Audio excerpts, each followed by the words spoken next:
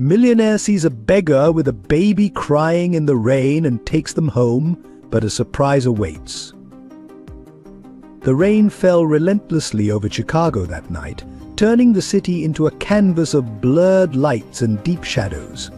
In a modest apartment on the city's west side, Helen Matthews sat at her weathered desk, her trembling hands hovering over a tear-stained letter.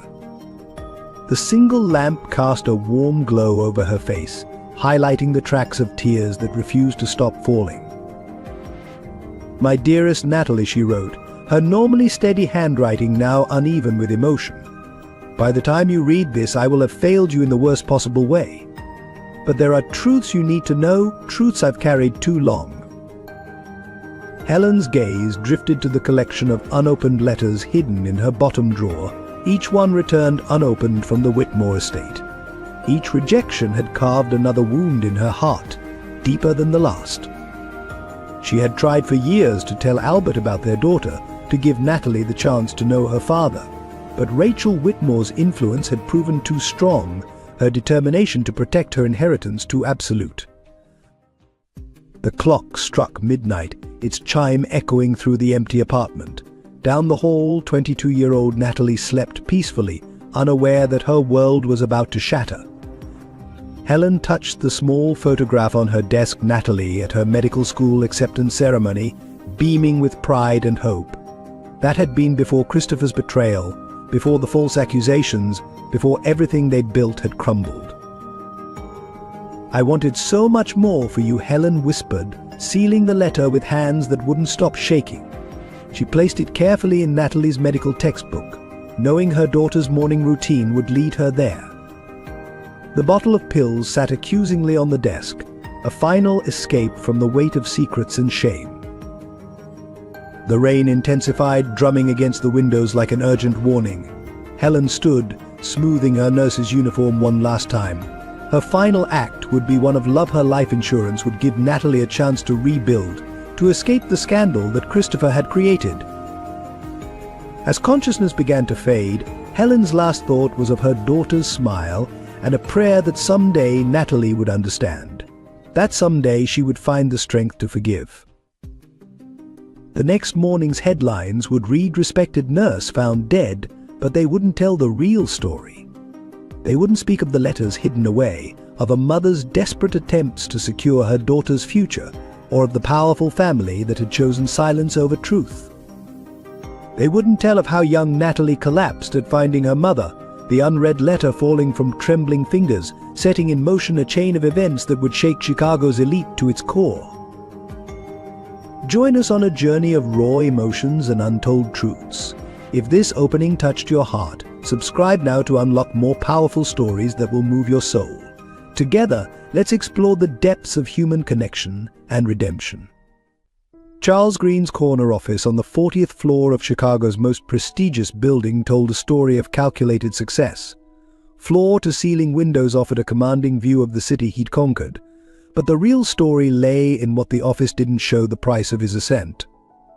Born into modest circumstances, Charles had learned early that emotion was a liability in the world of business.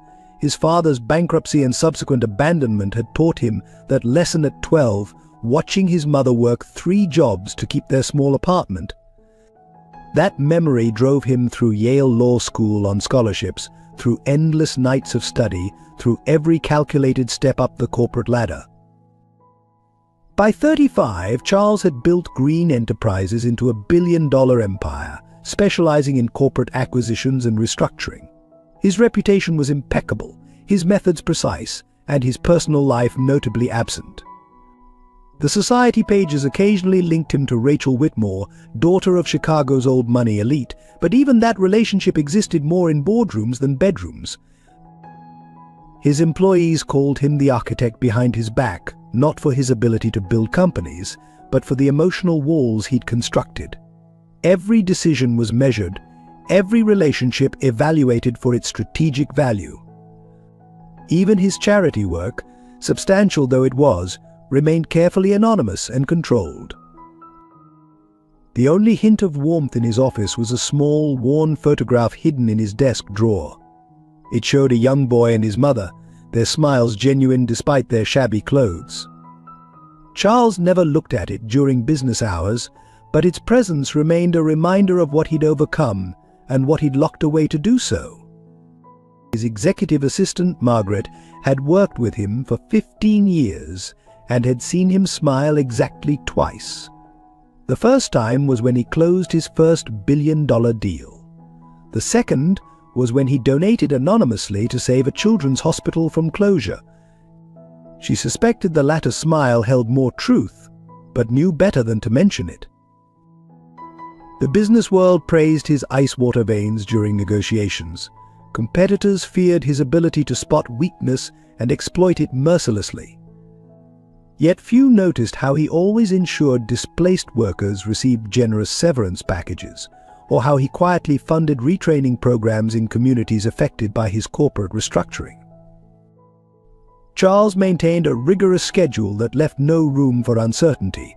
His morning meetings were scheduled to the minute, his workouts precisely timed, his social appearances carefully curated. Control was his armor, and he wore it well. The few who tried to breach his defenses found themselves professionally redirected or personally distant. Rachel Whitmore understood this dance better than most. Their relationship, if it could be called that, was a carefully choreographed performance for Chicago's elite. She brought the social connections his empire needed. He provided the contemporary power her old money family craved. They attended events together, made appropriate appearances, and never discussed the hollow nature of their arrangement. But lately something had begun to crack in Charles's carefully constructed world. The control that once felt like strength now seemed brittle. The success that had driven him for decades left him staring at city lights long after his employees had gone home, wondering what it was all for. The weight of his mother's final words, "Don't let fear of loss stop you from living," had begun to echo in his quiet moments. His charitable foundation, managed through layers of corporations to ensure anonymity, had grown substantially. Yet the satisfaction of helping from a distance felt increasingly inadequate. The walls he'd built to protect himself now seemed to be keeping something essential out, though he couldn't or wouldn't name what that something was. It was in this state of unacknowledged unrest that fate would place Natalie and Pamela in his path. The cracks in his armor, invisible to most but widening day by day, would soon be tested by a kind of need that spreadsheets and strategic planning couldn't address. The architect was about to face a renovation he never planned, for one that would challenge everything he'd built his life upon. Before the streets of Chicago became her home, Natalie Matthews walked the pristine halls of Northwestern University Medical School with a stethoscope around her neck and dreams of healing in her heart. Her mother Helen's pride radiated through every phone call, every care package, every shared moment of this journey they'd sacrificed so much to achieve. Despite working double shifts as a nurse, Helen had somehow managed to help Natalie maintain a 4.0 GPA throughout pre-med. Their tiny apartment was filled with second-hand medical textbooks, flashcards, and an unwavering belief that education was the key to a better future. Natalie's acceptance to medical school had been their shared triumph, earned through years of ramen noodle dinners and foregone vacations. Then came Christopher Bennett, a third-year resident with steel blue eyes and promises that seemed too good to be true.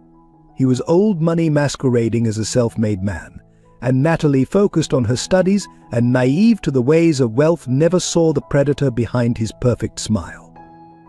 Their whirlwind romance became the talk of the hospital, the brilliant student and the promising young doctor. When Christopher proposed investing her student loans and savings into a guaranteed medical technology venture, Natalie trusted him completely. Helen's doubts were dismissed as overprotective mothering. The papers she signed, which Christopher insisted were routine investment documents, were actually transfers of power of attorney and fraudulent loan applications in her name. The collapse came swiftly. Christopher disappeared with nearly $2 million in fraudulent loans and stolen savings, leaving Natalie to face the FBI's investigation alone. Her explanations of innocence fell on deaf ears. The evidence? carefully crafted by Christopher, painted her as a willing accomplice. Her medical school dreams shattered as she was expelled, her reputation in ruins. The stress of watching her daughter's life implode proved too much for Helen. Her suicide left Natalie truly alone, carrying not only the weight of loss but also an unplanned pregnancy. The letter Helen left behind explaining the truth about Albert Whitmore and his family's rejection remained unopened in Natalie's coat pocket, too painful to read. The legal battles drained what little resources remained. Natalie's attempts to find work were thwarted by her damaged reputation and pending criminal investigation.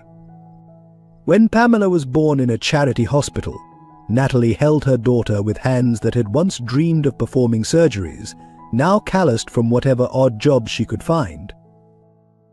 The homeless shelter became their first home, then a series of friends' couches, each stay growing shorter as welcome wore thin. Natalie learned to navigate the system of soup kitchens and charitable organizations, swallowing her pride for Pamela's sake. The medical textbooks she'd once studied were sold one by one, except for a single pediatrics volume she kept to track Pamela's development. Each night, as Pamela slept bundled against her chest, Natalie would recite the Hippocratic oath she'd once dreamed of taking. The words became a lullaby, a reminder of who she'd been and what she'd lost. Yet in Pamela's eyes, she found a reason to keep moving forward, to believe that somehow their story wasn't over. The streets taught her harsh lessons in survival. She learned which churches offered the warmest sanctuary, which cafes would let her clean up in their bathrooms, which library security guards would look the other way while Pamela napped in the children's section. She kept Pamela clean, well-behaved, and as happy as their circumstances allowed, holding on to her dignity even as she accepted handouts. The unopened letter from Helen weighed heavier with each passing day. Some nights, huddled under whatever shelter they could find, Natalie would touch its worn edges and wonder about the father she'd never known. But the pain of her mother's loss, combined with the cruel timing of fate, kept the seal unbroken. When the rain began to fall that fateful night, soaking through their threadbare clothes and washing away the last of her resilience, Natalie held Pamela closer and whispered apologies to her mother's memory. She couldn't know that the same rain would lead them to Charles Green's car, or that her mother's unread letter would soon collide with destiny in ways neither Helen nor Albert could have foreseen. The Whitmore name had graced Chicago's social registers since the city's earliest days. Their mansion in the Gold Coast district stood as a monument to old money and carefully guarded privilege, its limestone facade hiding generations of secrets behind imported Italian windows. Albert Whitmore inherited not just the family's banking empire, but also its tradition of maintaining appearances at all costs. His marriage to Eleanor Whitmore had been more merger than romance, producing their only child, Rachel, before Eleanor retreated into a world of charity galas and carefully prescribed medications. The true passion of Albert's life had been Helen Matthews, a young nurse he'd met during a hospital board meeting 25 years ago. Their affair had been brief but intense, hidden from society's prying eyes in modest hotels and quiet restaurants far from the Gold Coast. Helen's genuine warmth and unpretentious intelligence had awakened something in Albert that his world of calculated social alliances had long suppressed. When she told him she was pregnant, he'd offered to leave everything behind, to start fresh. But Eleanor's subsequent suicide attempt and Rachel's emotional collapse had forced his hand. Rachel, then 16, had discovered her father's affair through Eleanor's private investigator. The resulting confrontation had nearly destroyed the family. Eleanor's attempted suicide became the leverage that kept Albert in line, while Rachel took on the role of family protector, determined to preserve the Whitmore legacy at any cost. The arrangement that followed was cold but effective. Albert would maintain his position as family patriarch, Eleanor would keep her social standing, and Rachel would ensure that Helen Matthews and her unborn child remained far from the Whitmore fortune. The family's network of lawyers and private investigators maintained this separation through carefully worded threats and strategic pressure. What no one knew was that Rachel had intercepted every letter Helen sent over the years. Each envelope, bearing news of Natalie's growth, achievements, and need for a father, was stored in a locked drawer in Rachel's private study. The weight of these unopened messages haunted her quiet moments, though she convinced herself that protecting the family name justified any means. The Whitmore Foundation became Albert's attempt at redemption, channeling millions into healthcare initiatives and educational programs. Each charitable act felt like a hollow apology to the daughter he'd never known. He kept a private investigator on retainer, receiving annual reports on Natalie's life from a distance: her academic excellence, her acceptance to medical school, and then the devastating fall from grace that he was powerless to prevent. Eleanor maintained her public role with practiced precision, though the staff knew to lock away any sharp objects during her difficult days.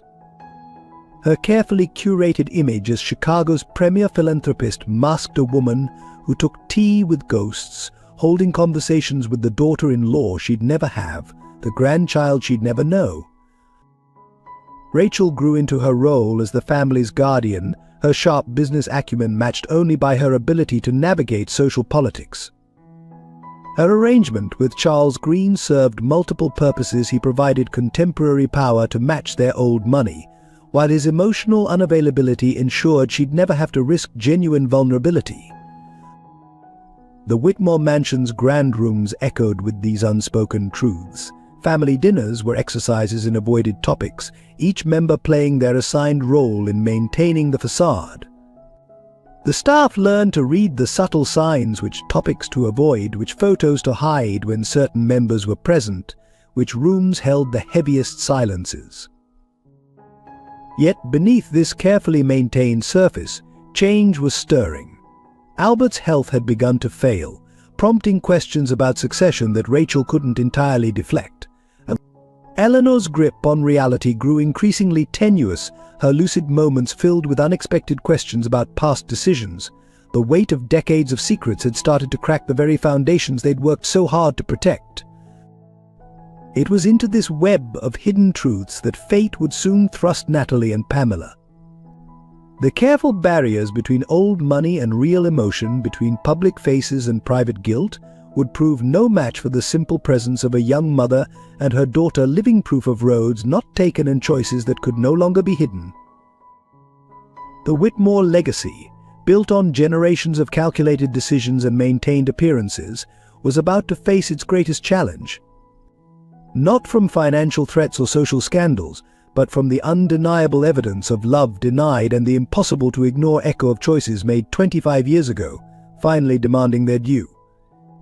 The rain had turned Chicago's evening rush hour into a blur of headlights and umbrella-wielding pedestrians.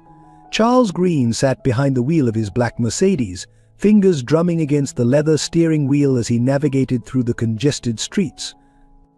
The quarterly board meeting had run late, and his mind churned with financial projections and acquisition strategies. A flash of lightning illuminated the sidewalk ahead, briefly revealing a figure huddled beneath a broken storefront awning. Charles's initial instinct was to look away. Street scenes like this were common enough in the city, and he trained himself to maintain professional distance. But something about the way the woman cradled a small bundle against her chest made his usual defenses waver. The traffic light turned red, forcing him to stop directly alongside them. Through the rain-streaked window he could see the woman more clearly now. She couldn't have been more than 30, though exhaustion had etched deeper lines around her eyes. The bundle in her arms shifted, revealing tiny fingers reaching out from beneath a threadbare blanket. A handwritten sign at their feet read simply, "Please help. Baby needs shelter." Charles's hands tightened on the steering wheel. The light turned green, but he didn't move. Behind him, horns began to blare impatiently. In his rearview mirror, he caught a glimpse of the baby's face, eyes bright with fever, cheeks flushed despite the cold. The mother's attempt to shield her child from the rain with her own body struck something deep within him, something he thought he'd buried years ago.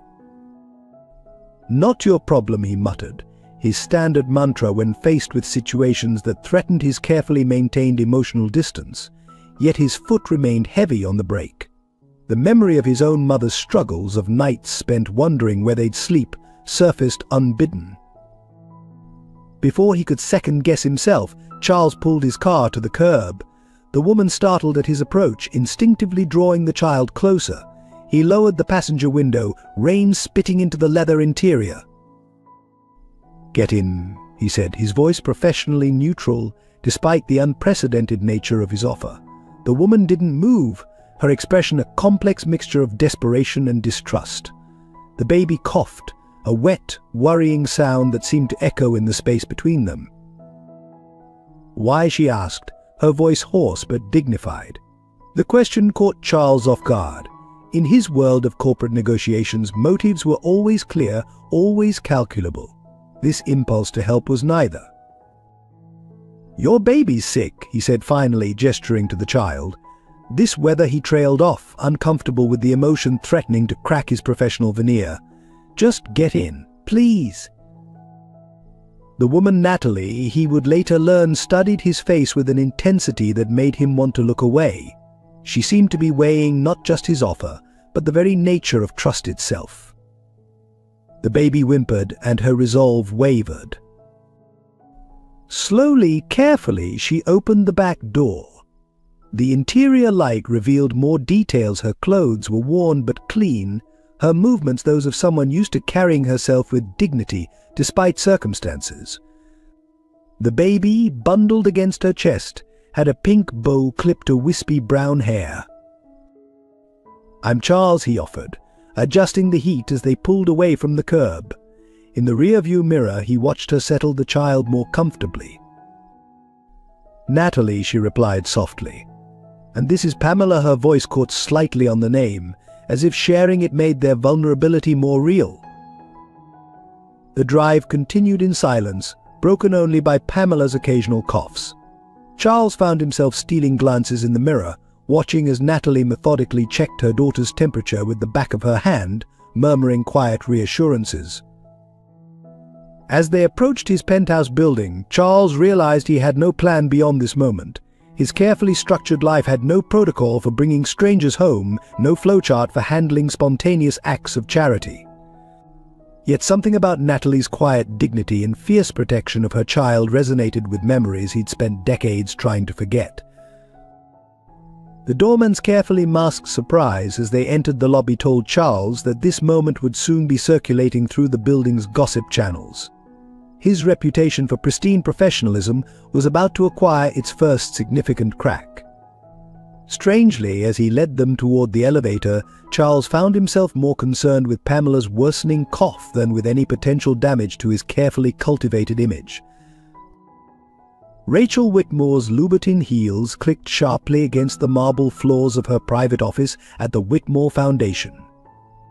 The morning paper lay open on her desk, but her attention was fixed on her laptop screen, where a private investigator's preliminary report about Charles's mysterious house guest had just arrived.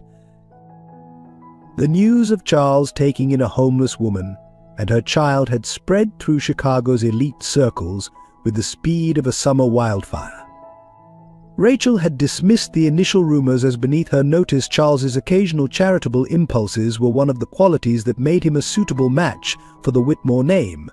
But something about this particular situation nagged at her carefully owned instincts. The investigator's report painted a troubling picture. Natalie Matthews, age 28, former medical student at Northwestern. Expelled following allegations of financial fraud, no current employment, no fixed address. A baby of uncertain paternity. Rachel's manicured fingers tapped against her desk as she read deeper, her frown deepening with each detail. What caught her attention wasn't the obvious red flags, but rather the gaps in the story. The fraud case had been quietly dropped, the evidence seemingly incomplete. The baby's birth certificate listed no father. And most intriguingly, all records of Natalie's mother seemed to stop abruptly 2 years ago. Julie Rachel called to her assistant, "Get me everything you can find about Helen Matthews. Formerly employed as a nurse at Chicago General, something about that name tugged at old memories, but she couldn't quite place it." While waiting for the information, Rachel made several carefully worded phone calls to her social circle. Charles's behavior had changed subtly since Natalie's arrival. He'd missed 2 society functions, citing work commitments that Rachel knew didn't exist. The doorman at his building reported late-night returns from the park, of all places, with toys and children's books in hand. The file on Helen Matthews arrived by courier that afternoon, and Rachel's blood ran cold as she opened it. The photograph clipped to the top of the stack showed a face she recognized from her father's past, a face that had nearly torn her family apart 2 decades ago. Her hands trembled as she read further, connecting dots she'd spent years trying to keep separate. "No," she whispered, reaching for her private desk drawer where Helen's unopened letters lay hidden. "It can't be, but the dates aligned perfectly. The ages matched. The resemblance, now that she looked more closely at Natalie's photo, was undeniable." Rachel's carefully ordered world threatened to tilt on its axis. The woman Charles had brought into his home wasn't just any charity case, she was Albert Whitmore's unacknowledged daughter, her half-sister. The living embodiment of everything Rachel had fought to protect her family from. Her first instinct was to call the family lawyers, to have Natalie quietly but firmly removed from Charles's life, but exposure now could be catastrophic. The press would have a field day with the revelation that Chicago's premier family had a secret heir living on the streets. Worse, Charles's involvement complicated everything. His reputation for impeccable judgment would lend credibility to any story Natalie chose to tell. Rachel poured herself a generous measure of bourbon, a habit inherited from her mother's collection of coping mechanisms. The irony of the situation wasn't lost on her. She'd spent years intercepting Helen's letters to protect the family name, only to have fate deposit Natalie directly into their social circle through Charles. The security footage from Charles's building, which Rachel had quietly obtained, showed something else that troubled her. The way Charles looked at Natalie when he thought no one was watching, the gentle attention he paid to little Pamela, it wasn't the detached charity she'd expected. There was something genuine there, something that threatened the carefully arranged alliance Rachel had built with him. As night fell over Chicago, Rachel sat in her darkening office, surrounded by the evidence of lives interrupted and choices made. The weight of 25 years of secrets pressed down on her. She had always been the protector, the one who held the family together through scandal and threat. But this situation required more than her usual tactical precision. Tomorrow she would begin the delicate process of managing this potential disaster. She would need to approach Charles carefully, plant seeds of doubt about Natalie's trustworthiness without revealing her true concern. The Whitmore legacy had survived for generations by controlling their narrative. Rachel wouldn't let it unravel now, even if it meant destroying whatever fragile happiness Charles had found.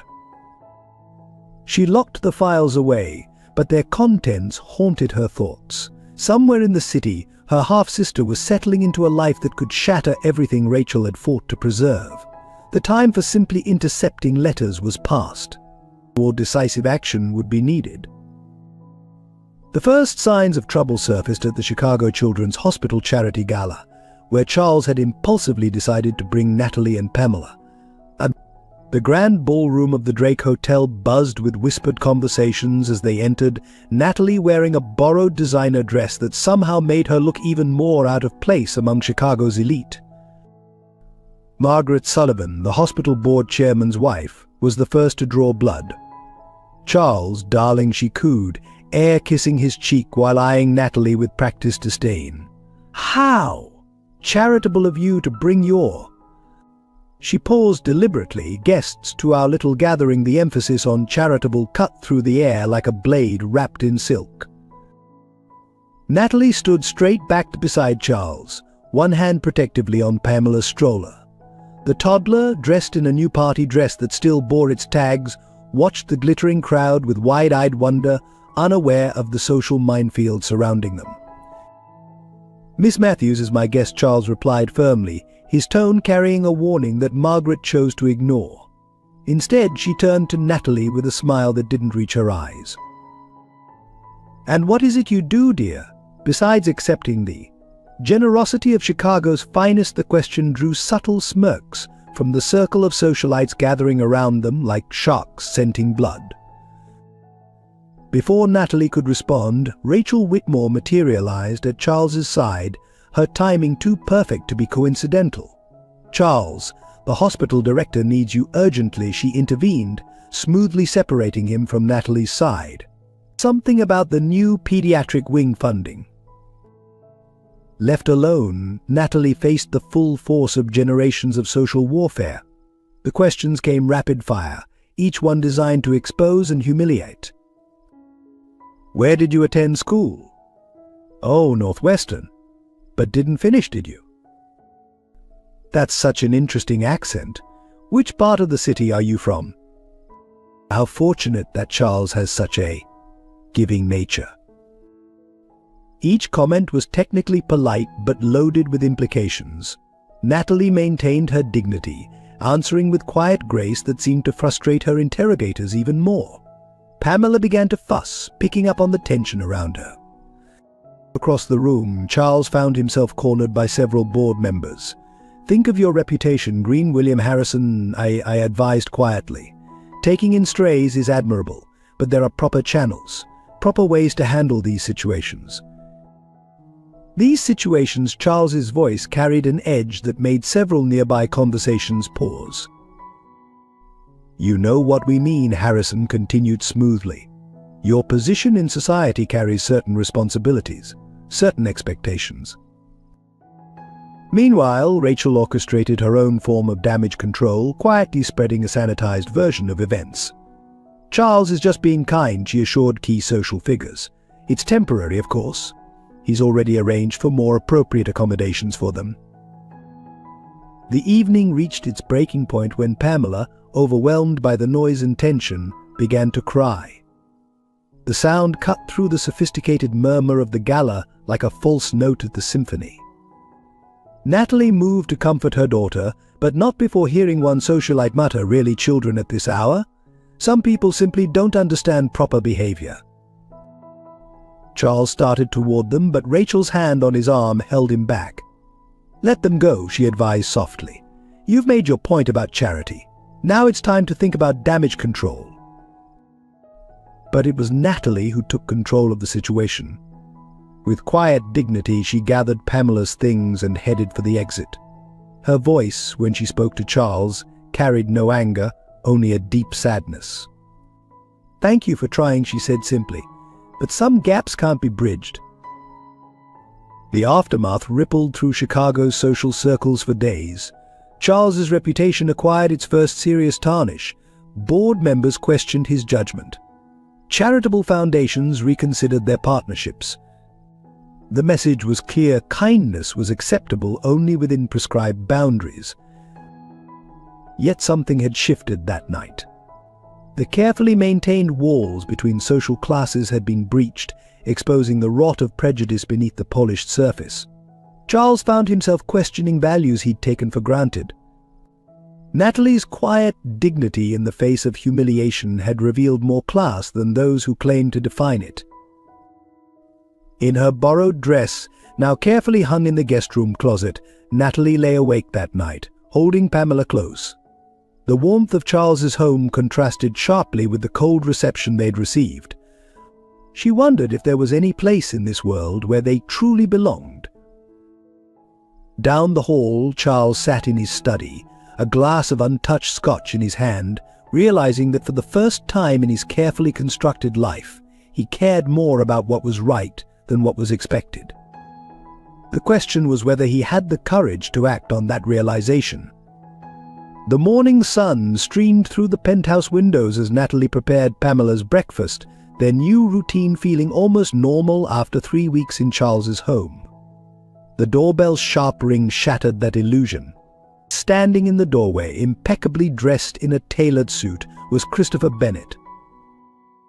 "Hello, Natalie," he said smoothly, his steel blue eyes fixing on Pamela. "Aren't you going to invite me in to meet my daughter?" Natalie's hands gripped the doorframe, her knuckles white. "You have no right to be here," she whispered, her voice trembling with a mix of fear and rage. Behind her, Pamela played contentedly with her cereal, unaware of the storm gathering in their sanctuary. Christopher's smile didn't waver. "Actually, I have every right. My lawyers have been quite thorough." He produced a thick envelope from his briefcase. "I'm filing for full custody, given your current circumstances. I don't anticipate much resistance from the courts." "You disappeared," Natalie's voice cracked. "You stole everything, framed me for your crimes, and disappeared when I was pregnant. And now I've returned, reformed and ready to be a father," Christopher replied, his tone mockingly sincere. A successful surgeon with a pristine reputation versus a homeless woman with a criminal record living off charity. Which story do you think the courts will believe? The elevator dinged, and Charles stepped out, stopping short at the scene before him. His expression hardened as he took in Natalie's distress and the stranger's predatory stance. "Is there a problem here?" Charles's voice carried the authority of countless boardroom battles. Christopher turned, extending his hand with practiced charm. "Dr. Christopher Bennet, I'm here about my daughter." When Charles didn't take his hand, Christopher continued smoothly, "Perhaps we should discuss this privately, as businessmen. I'm sure we can reach an arrangement that benefits everyone."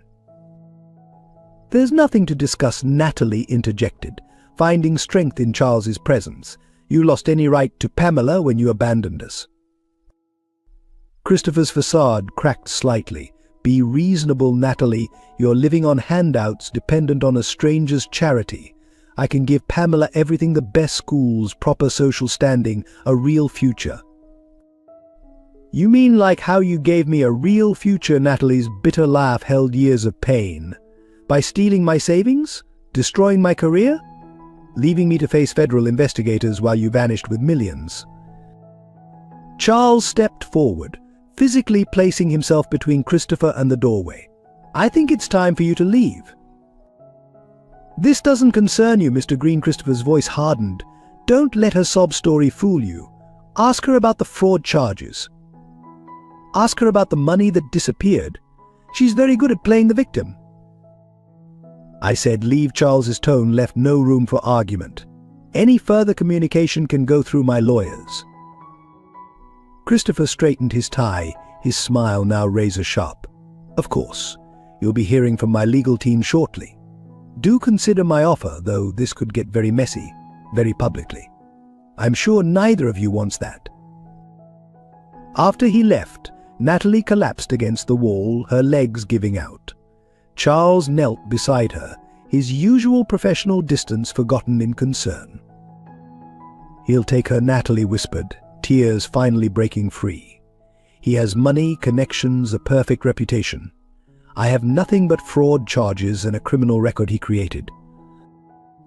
"You have me," Charles said quietly, surprising himself with the fierce certainty in his voice. "And I have an entire legal department who would love to investigate exactly how Dr. Bennet acquired his current wealth." Pamela toddled over, sensing her mother's distress.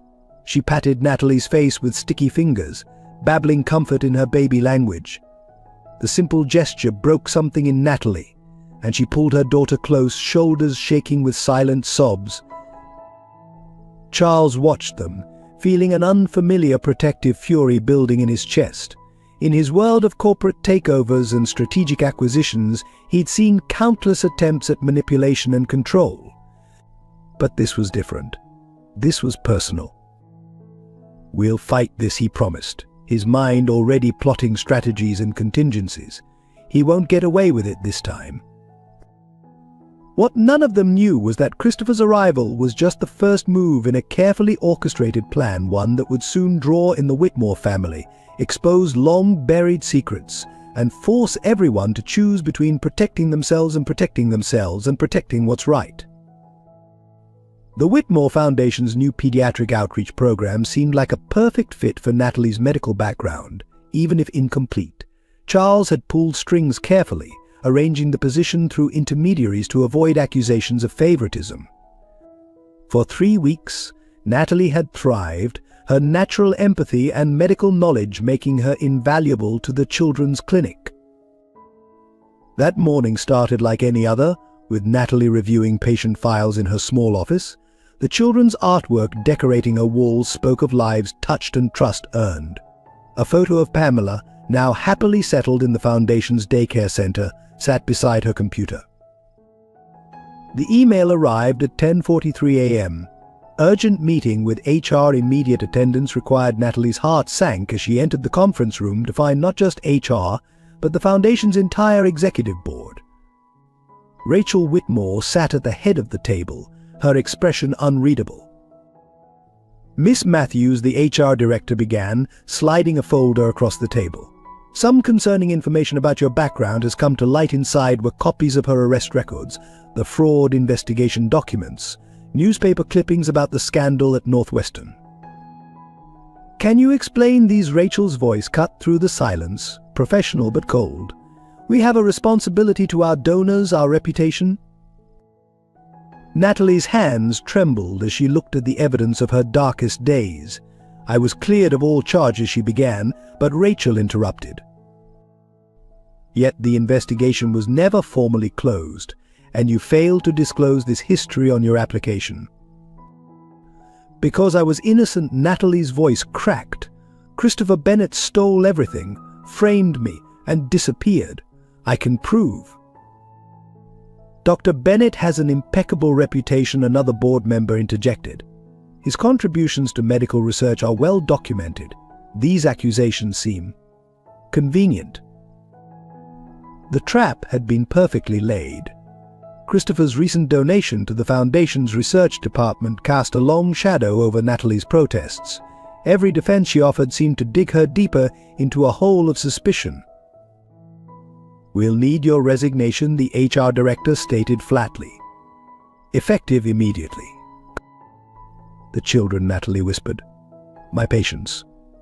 They trust me. They trusted a lie, Rachel responded. We'll arrange appropriate care transitions. Security waited to escort her to clear out her office. The children watched through the clinic windows, confused and concerned, as Natalie packed her few belongings into a cardboard box. A small girl with leukemia, whom Natalie had helped through countless treatments, pressed a crayon drawing against the glass. The sight nearly broke her.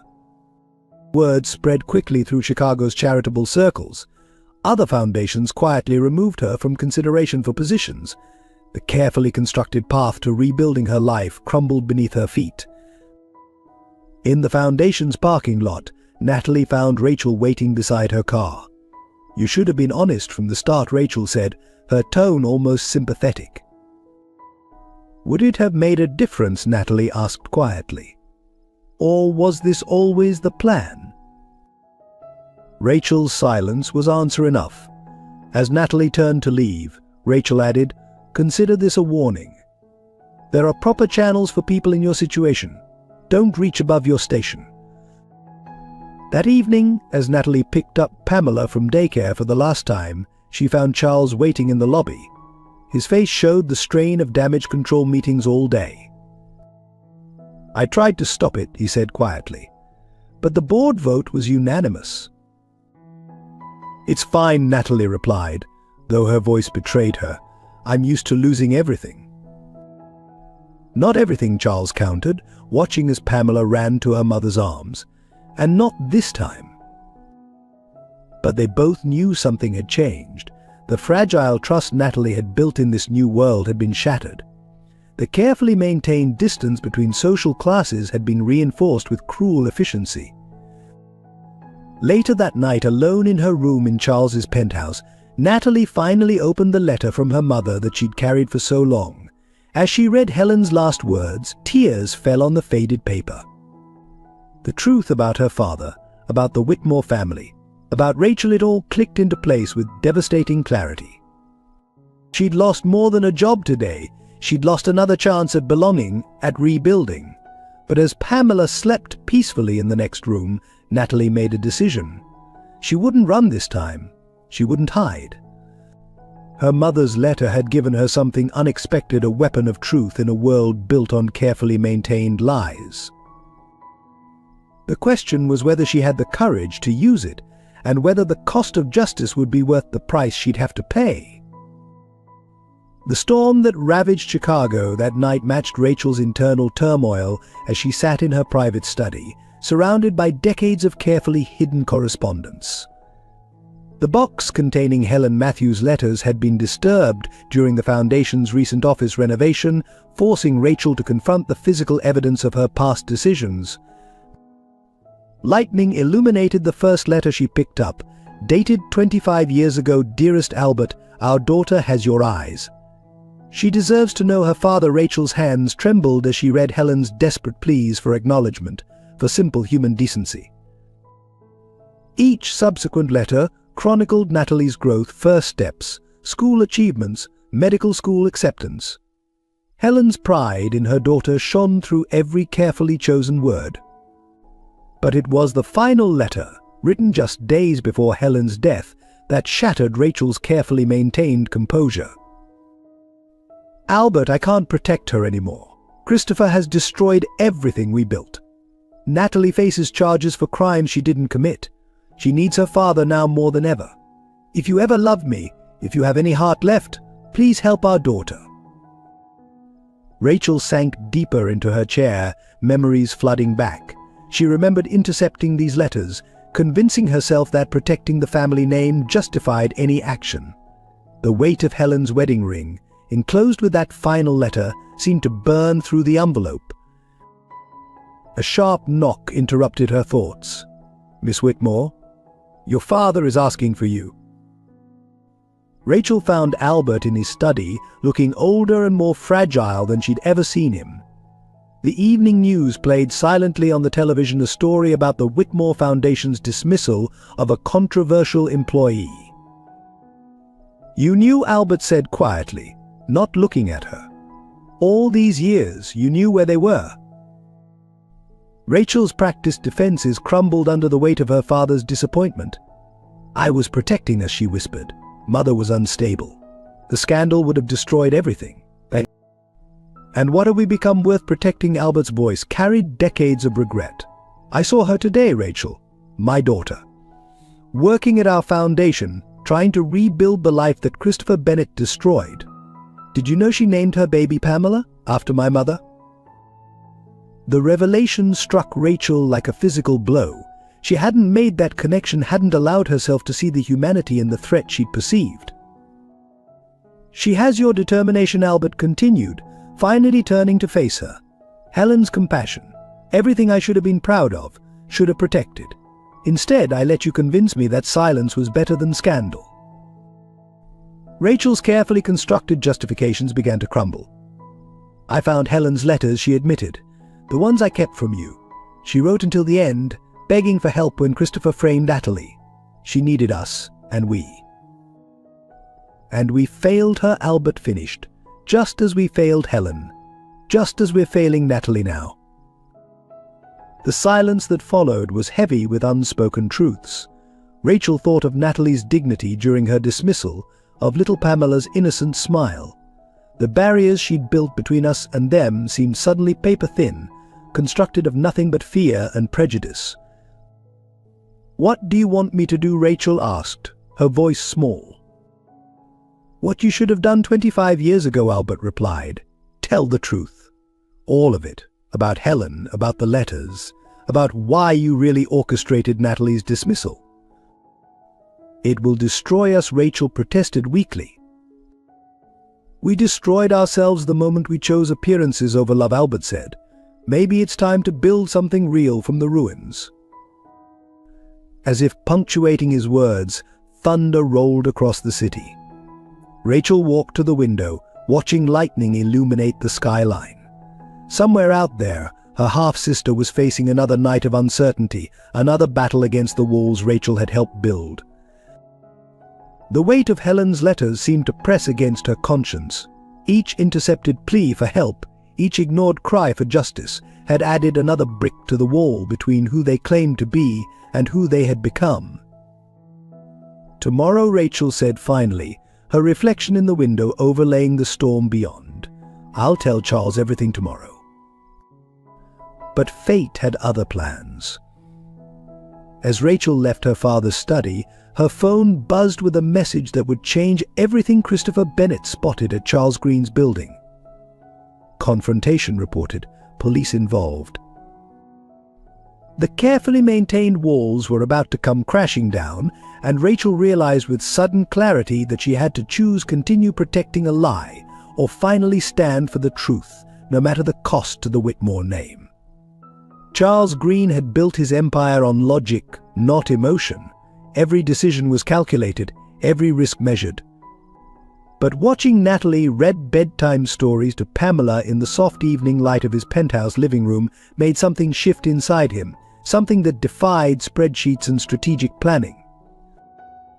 And the little bear found his way home. Natalie's voice carried the perfect mix of warmth and dramatic flair, making Pamela giggle with delight. The scene was so natural, so right, that it made his usual evening routine of reviewing contracts seem suddenly hollow. The pressure from his social circle had become relentless. Board members questioned his judgment in private meetings. Society matrons whispered behind crystal champagne flutes. Even his most loyal business partners suggested he was letting emotion cloud his legendary judgment. "She's using you," Rachel had warned during their last lunch meeting, her words sharp with concern. "A woman with her background, her desperate circumstances, she's playing a long game, Charles. Don't let your guard down." But Rachel hadn't seen Natalie up late at night, researching legal precedents to fight Christopher's custody claim. She hadn't witnessed the quiet dignity with which Natalie handled every social slight, or the way she made sure Pamela never felt the weight of their precarious situation. The turning point came during a crucial board meeting. Charles was presenting the quarterly projections when Pamela's daycare called she had a fever. Without hesitation, he adjourned the meeting and drove to the center himself. Finding Natalie already there, holding their sick little girl, he realized something fundamental had changed. The word there had slipped into his thoughts without permission. That evening, his mentor William Harrison paid an unexpected visit to his office. "Your father would be disappointed, Charles," he said gravely.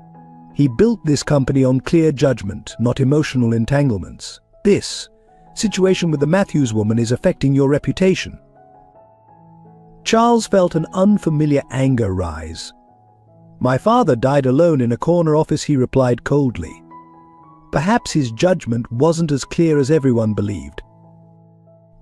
The society pages began speculating about his relationship with Rachel Whitmore. Their carefully arranged alliance had served both families well, but lately the thought of maintaining that facade felt suffocating. Late one night he found Natalie on the penthouse balcony, staring at the city lights. "Sometimes I feel like I'm disappearing," she confessed quietly. "Becoming someone's charity case, someone's scandal, someone's cautionary tale. Everything except myself." Charles stepped closer, the familiar scent of her shampoo making his carefully maintained control waver. "Who do you want to be?" She turned to face him, her eyes bright with unshed tears. "Someone worthy of the faith you've shown in me, someone Pamela can be proud of, someone who doesn't have to hide or apologize or pretend." The space between them crackled with unspoken feelings. Charles thought of all the reasons he should step back: his reputation, his business, the carefully constructed world he'd built. Instead, he found himself reaching for her hand. "You've never been just a charity case," he said softly. "Not to me." The moment was interrupted by his phone buzzing, another message from Rachel about damage control and social expectations, the real world intruding on whatever this was becoming.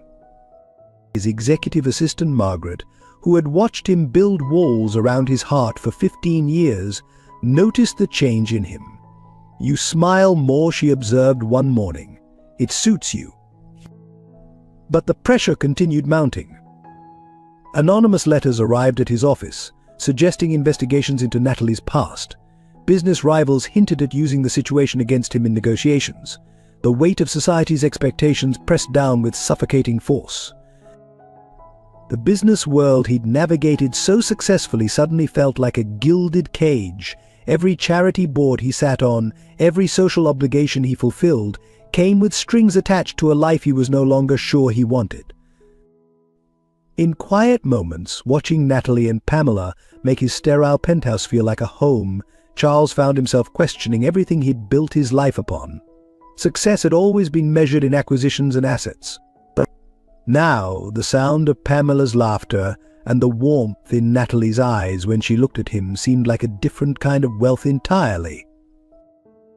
The choice loomed before him: maintain the life he'd built with its power and prestige, or risk everything for something real. The businessman in him calculated the costs, measured the risks.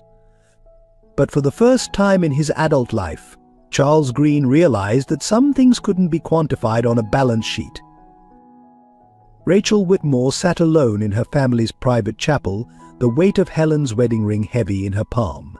The stained glass windows cast colored shadows across the empty pews, a kaleidoscope of guilt she couldn't escape. 25 years of justified cruelty were unraveling. Each morning brought new evidence of the life she'd helped destroy: Natalie's quiet strength at the foundation before her dismissal, Pamela's innocent smile, so like their grandmother's, the haunted look in her father's eyes when he watched them from afar. "You did what was necessary," Eleanor's voice echoed in her head, a mantra from her teenage years. Her mother had been both victim and architect of the family's rigid social code. The Whitmore name must be protected at all costs. But the costs were becoming harder to ignore. Rachel's private investigator had delivered a detailed report of Helen's final years, the struggle to put Natalie through medical school, the pride in her daughter's achievements, the desperate attempts to protect her from Christopher's betrayal. Each detail carved new wounds in Rachel's carefully maintained armor. The Foundation's security footage showed Natalie's last day at work. The children's faces pressed against the clinic windows, their confusion at losing someone they'd grown to trust. One little girl with cancer had cried for hours after Natalie left. Rachel had watched the footage 17 times, each viewing making her carefully constructed justifications crack further.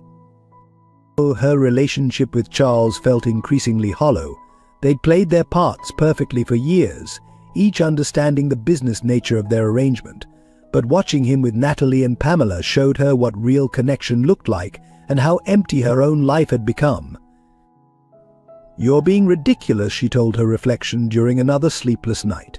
"Everything you did was to protect the family," but the face in the mirror looked less convinced with each passing day. The turning point came during a charity gala. Rachel overheard two society matrons discussing Natalie's dismissal from the Foundation.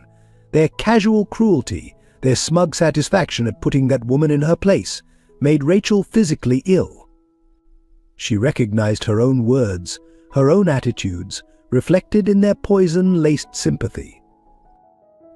Albert's health had begun to decline, the weight of unspoken regrets taking its toll. During one of his more lucid moments, he'd asked Rachel a simple question that shattered her remaining defenses: when did we decide that our name was worth more than our humanity? The letters she'd intercepted now haunted her dreams. Helen's increasingly desperate pleas for help, the pride in describing Natalie's achievements, the final cry for protection when Christopher's schemes came to light, each one represented a moment when Rachel could have chosen differently.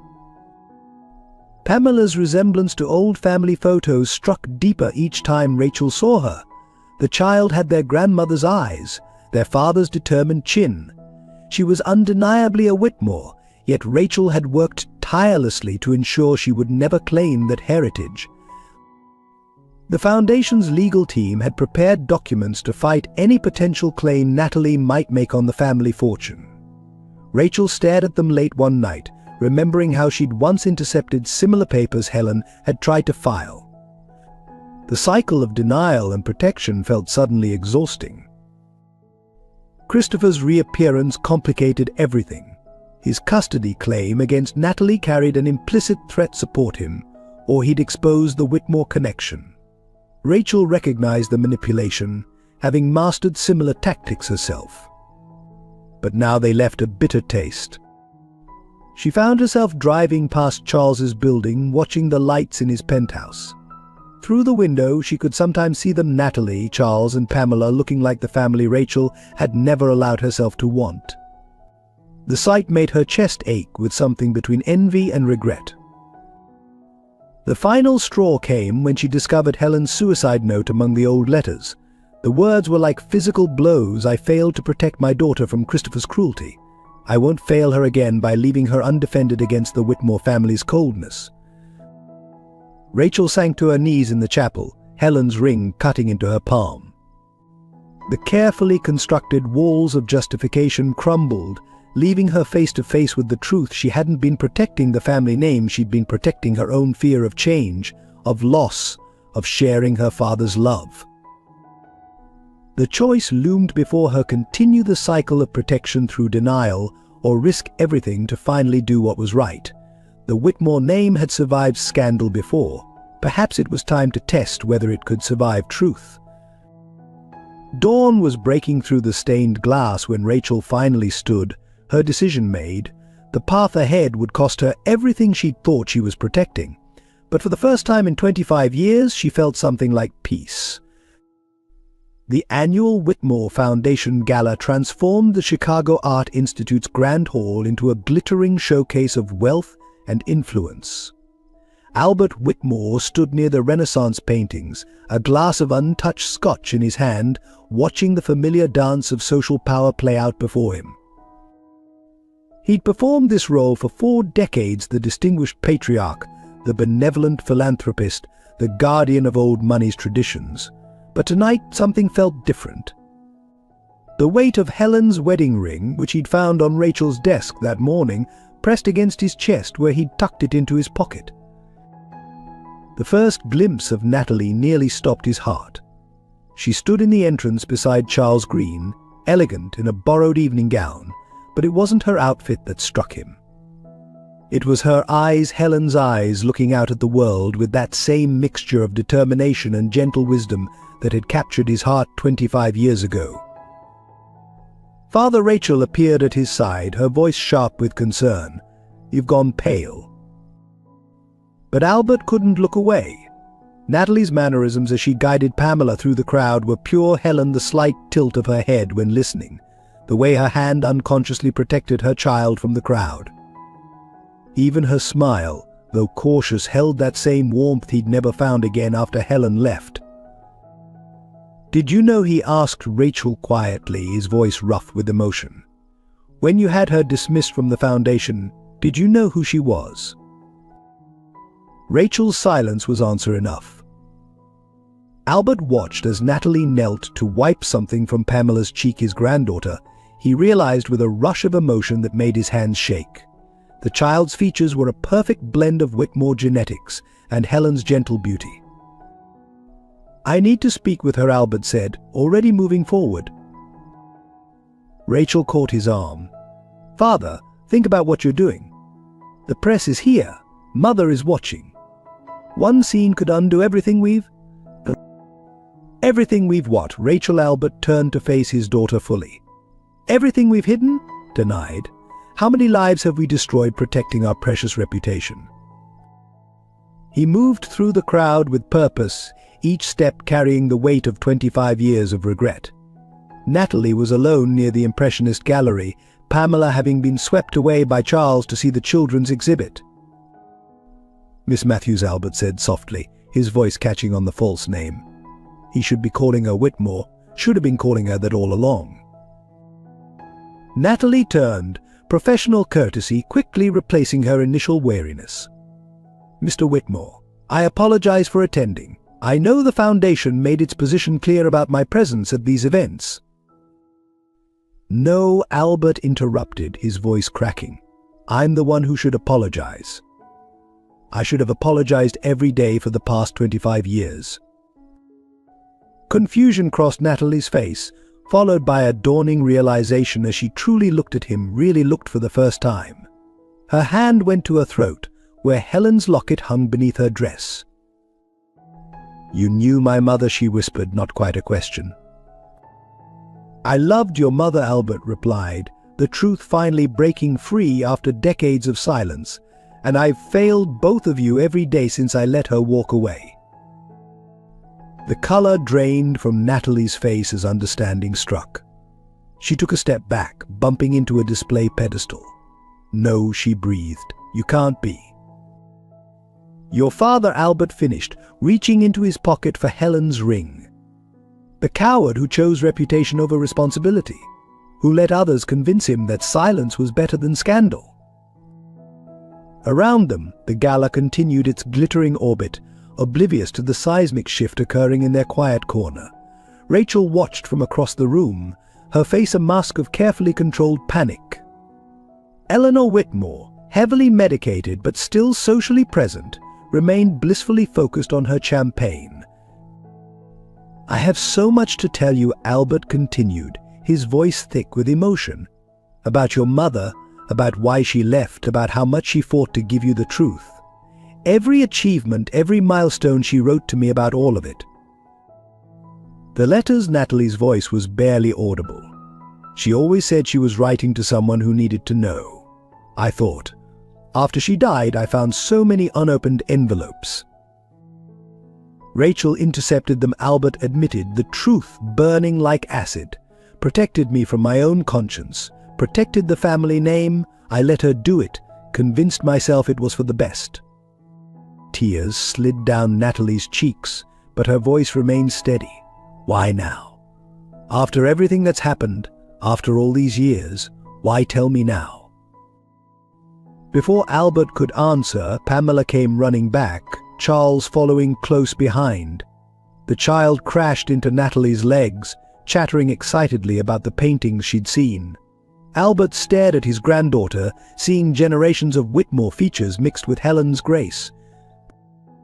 "Because it's time to stop hiding," he said finally, loud enough that nearby conversations paused. "Time to right the wrongs we've done in the name of protecting our name." Charles moved protectively closer to Natalie, his face showing confused concern. The circle of silence around them grew as Chicago's elite sensed impending scandal. "I'm tired of failing you," Albert continued, his voice gaining strength. "Tired of failing Helen's memory. Tired of pretending that our family's reputation is worth more than our family's heart." He held out Helen's ring, its small diamond catching the gallery lights. "Your mother gave me this 25 years ago, along with the news that would have changed all our lives if I'd been brave enough to let it." Natalie's hands trembled as she took the ring, recognition dawning in her eyes. "She wore this every day," she whispered, until she couldn't fight anymore," Albert finished, his voice breaking. "Until we broke her with our silence." The truth hung between them, heavy with decades of consequences. Around them the gala's music played on, but in their corner of the gallery, time seemed suspended between what was and what could have been, what might still be. The Chicago Children's Hospital annual charity gala erupted into chaos the moment Christopher Bennett strode through the grand doors, legal papers in hand and 2 police officers at his side. The orchestra's elegant waltz faltered as heads turned, sensing the impending drama with the predatory instinct of high society. "I hate to interrupt such a lovely evening," Christopher announced, his voice carrying across the marble floors. "But I'm here to protect my daughter from an unfit mother and her." Enablers, his gaze fixed pointedly on Charles Green, who stood protectively near Natalie and Pamela. The crowd parted like water, creating an arena for the confrontation.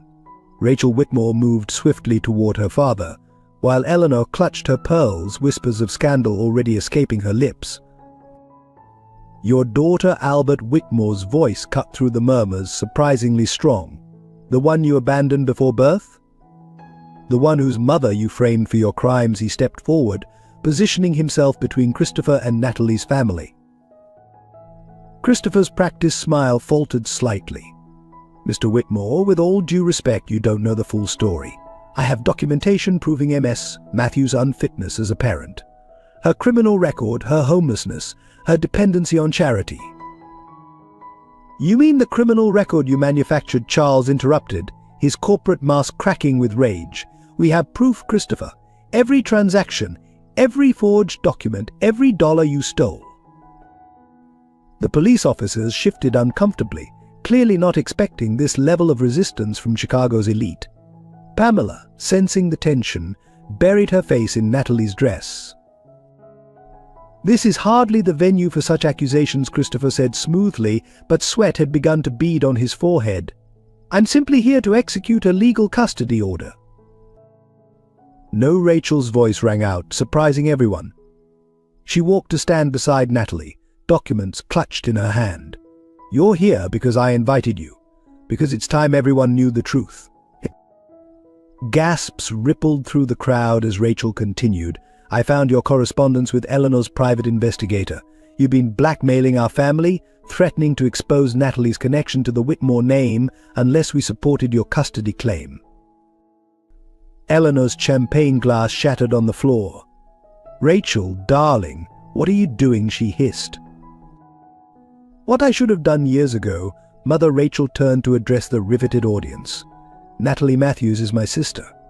My father's daughter with Helen Matthews, whom our family drove to suicide through our cruelty and rejection. The silence that followed was deafening. Christopher's confident facade cracked completely. You're lying, he sputtered. This is impossible. Actually, Charles stepped forward, manila envelope in hand. It's all quite provable. My legal team has been quite thorough, Dr. Bennett, about everything.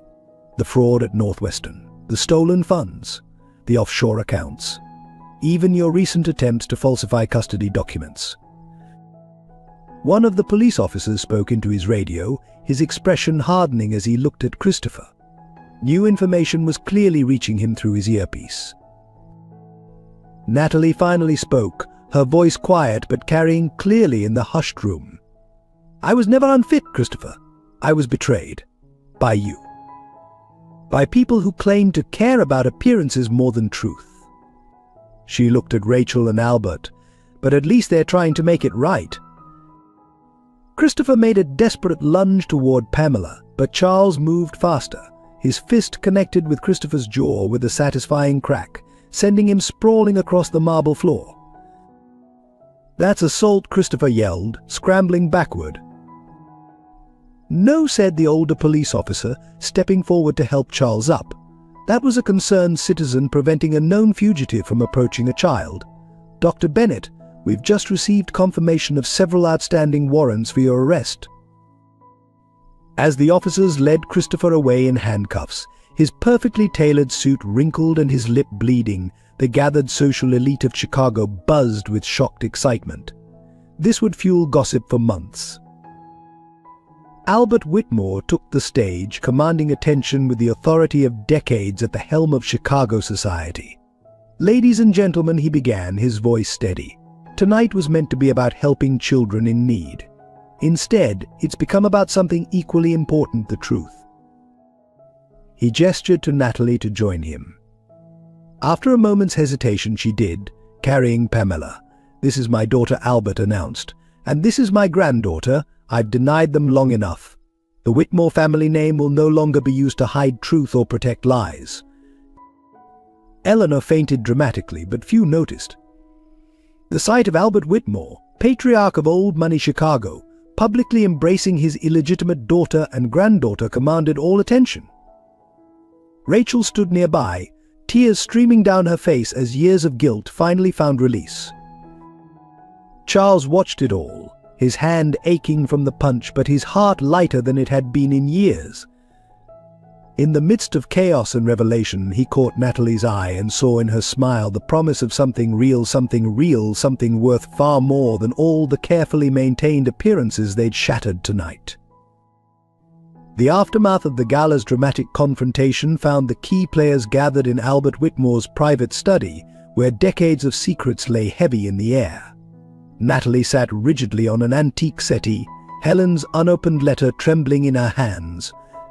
Charles stood behind her, a steady presence, while Rachel paced near the fireplace, clutching a familiar wooden box. "These were all the letters," Rachel said quietly, placing the box on the coffee table. "Everyone your mother sent over 25 years. I kept them all." Natalie stared at the collection of envelopes, each one bearing her mother's distinctive handwriting. "She told me she was writing to someone who needed to know about my life. I never knew," she never said. "Read the last one," Albert suggested softly, his voice rough with emotion. "The one she left for you. It's time." With trembling fingers, Natalie broke the seal on the envelope she'd carried since that terrible morning. The paper inside was tear-stained, the ink slightly smudged, but Helen's final words were clear. "My dearest Natalie, by the time you read this, I will have failed you in the worst possible way. The burden of secrets and shame has become too heavy to bear. Christopher's betrayal was just the final blow in a life of watching truth bow to power. Your father is Albert Whitmore. We loved each other once, purely and completely, but love wasn't enough against the weight of his family's expectations. When I told him about you, he wanted to choose us. But Rachel discovered our secret, and Eleanor's suicide attempt forced his hand. I've written to him every month of your life, sending photos, sharing your achievements, begging him to acknowledge you. Each letter was returned unopened. What I didn't know, what I've only just discovered, was that Rachel intercepted them all, protecting their precious family name at the cost of your birthright. The truth about Christopher's fraud will come out eventually. The evidence is hidden in the old medical textbook on your shelf, everything I could gather to prove your innocence. But I won't be here to help you fight. My failure to protect you from this nightmare, my inability to secure your father's protection, it's all too much. The money from my life insurance should help you start over. I pray that someday you'll understand and forgive me. And perhaps, when you're ready, you'll find the strength to confront the Whitmore family with the truth they've tried so hard to bury. You were always my greatest joy, my deepest pride. Your strength, your compassion, your unwavering determination to help others, these are your true inheritance, worth far more than any family name. All my love. Mom? The silence that followed was broken only by Natalie's quiet sobs. Rachel had stopped pacing, her face ashen with guilt. Albert sat heavily in his leather chair, looking every bit his age. She tried to tell me about Christopher, Rachel whispered. That last letter. She came to the foundation begging for help. I had her escorted out. I thought she was just trying to manipulate us for money. Charles moved to comfort Natalie, but she stood abruptly, anger finally breaking through her grief. She died thinking she'd failed me, when all she ever did was protect me, love me, fight for me against impossible odds. I have no excuse, Albert said quietly. I chose cowardice over conscience, reputation over responsibility. Every time I saw her name in the society pages, your acceptance to medical school, your promising career, I told myself it was better this way. Better. Natalie's laugh was bitter. Better that she died alone. Better that I lost everything I'd worked for. Better that your granddaughter was born in a homeless shelter. Rachel opened the box of letters with shaking hands. She documented everything. Your first steps, your school awards, every dream and hope she had for you. She never stopped believing that someday we'd do the right thing. And now Natalie challenged.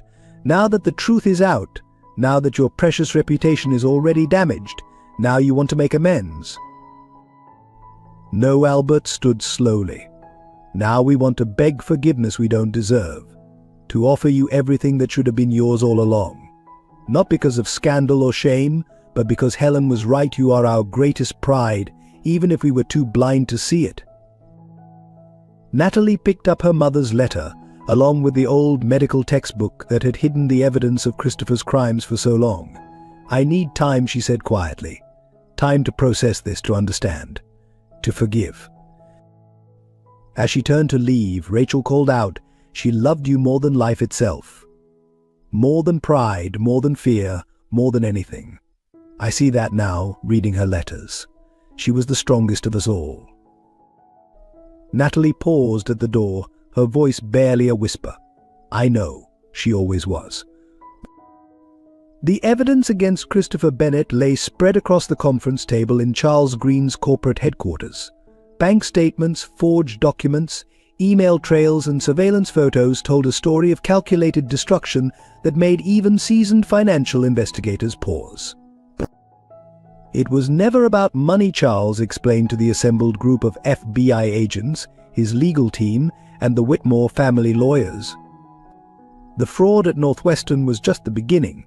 He targeted vulnerable medical students across 3 states, but Natalie was different. She was his masterpiece of destruction. Detective Sarah Martinez, lead investigator on the case, pulled up a series of emails on the projection screen.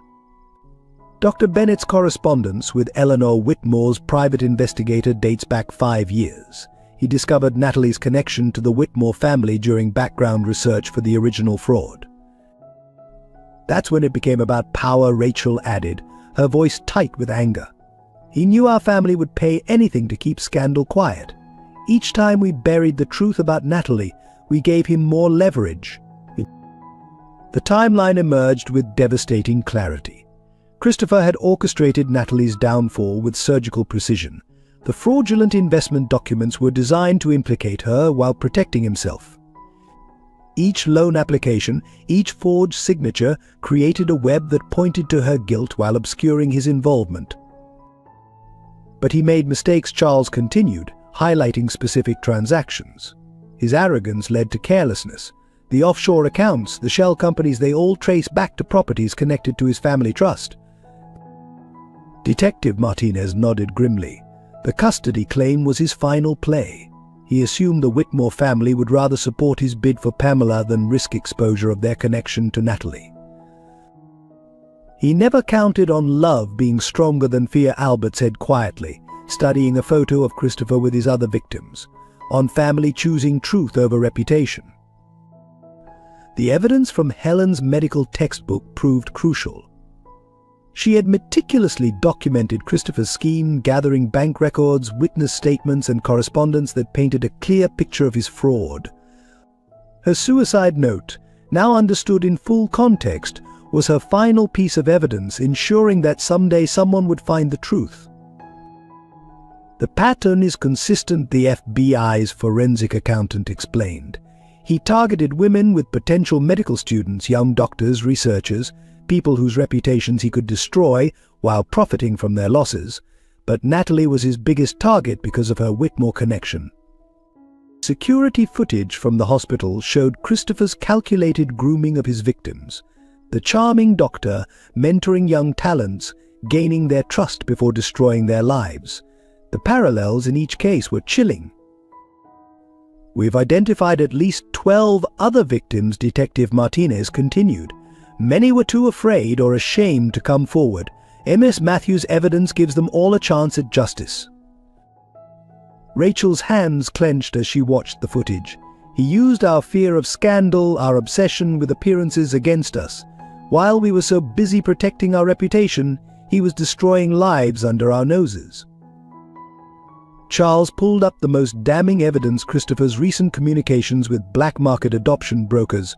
"He never intended to raise Pamela," he said, his voice cold with controlled rage. The custody claim was a front. He planned to sell her to the highest bidder once he had control. The revelation sent shockwaves through the room. Albert Whitmore's face went ashen at the thought of his granddaughter's intended fate. Rachel excused herself abruptly, overcome by the magnitude of what their silence had nearly enabled. "We have enough to put him away for decades," Detective Martinez assured them. "Financial fraud, identity theft, conspiracy, attempted human trafficking, the charges will ensure he never hurts another family." But the damage he'd caused couldn't be so easily repaired. Natalie's lost years, Helen's tragic death, the other victims' shattered dreams, these were wounds that prison sentences couldn't heal. What he didn't count on, Charles concluded, was the strength of the women he targeted. Especially Natalie. He thought he could break her spirit, use her past against her. Instead, she survived everything he threw at her and emerged stronger. The meeting concluded with a clear path forward. Christopher would face justice, his victims would be vindicated, and the truth would finally be known. But as the lawyers gathered their papers and the investigators filed out, a deeper truth remained unspoken. The real villain wasn't just Christopher Bennett, but the society that enabled him a world where appearances mattered more than truth, where power could silence justice, and where women like Helen and Natalie could be sacrificed to protect reputations. In the end, Christopher's greatest miscalculation wasn't in his financial schemes or his fraudulent documents. It was in believing that fear would always triumph over love, that silence would always defeat truth, and that appearances would always matter more than justice. He had finally met his match not in courtrooms or bank statements, but in the unshakable bond between a mother and daughter, and in a family that finally chose truth over tradition. The crisp autumn afternoon shattered with the screech of tires and a child's terrified scream. Albert Whitmore, walking Pamela home from the park near his mansion, saw the black SUV careen onto the sidewalk, Christopher Bennett's rage-twisted face visible behind the wheel. Time seemed to slow as Albert processed the impossible scene.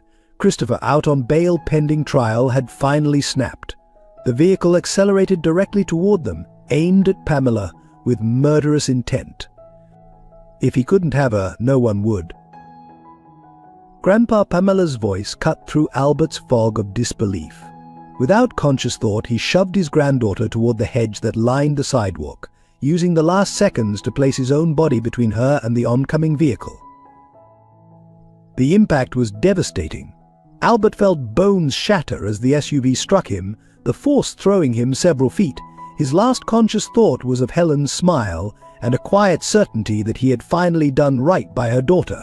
But the neighborhood erupted in chaos. Witnesses rushed to help, phones already calling emergency services. Christopher's vehicle crashed into a tree, the airbag deploying and trapping him inside. Pamela, protected by the hedge and her grandfather's sacrifice, was physically unharmed but hysterical. Natalie arrived at Chicago General Hospital minutes after the ambulance, Charles close behind her. They found Pamela in the emergency room being checked by doctors while police officers stood guard. The child was in shock but miraculously uninjured, repeating "Grandpa saved me" through her tears. Albert lay in surgery, his condition critical. The list of injuries was devastating: multiple broken bones, internal bleeding, severe head trauma. The doctors were frank about his chances if he survived. Recovery would be long and uncertain. Rachel paced the waiting room, her usual composure shattered. "He finally did something right," she whispered, more to herself than the others. All these years of choosing wrong, and he finally, her voice broke. Eleanor Whitmore, for once free of medication and affectation, sat quietly holding Pamela's hand. The child had refused to leave, insisting on waiting for news about her grandfather. The bond between them, formed over too few months, had become one of the purest things in their complicated family. Hours passed. Doctors came and went, their updates a mix of cautious hope and grim reality. Albert had survived the initial surgery, but complications kept arising. His age worked against him, his body struggling to recover from the massive trauma.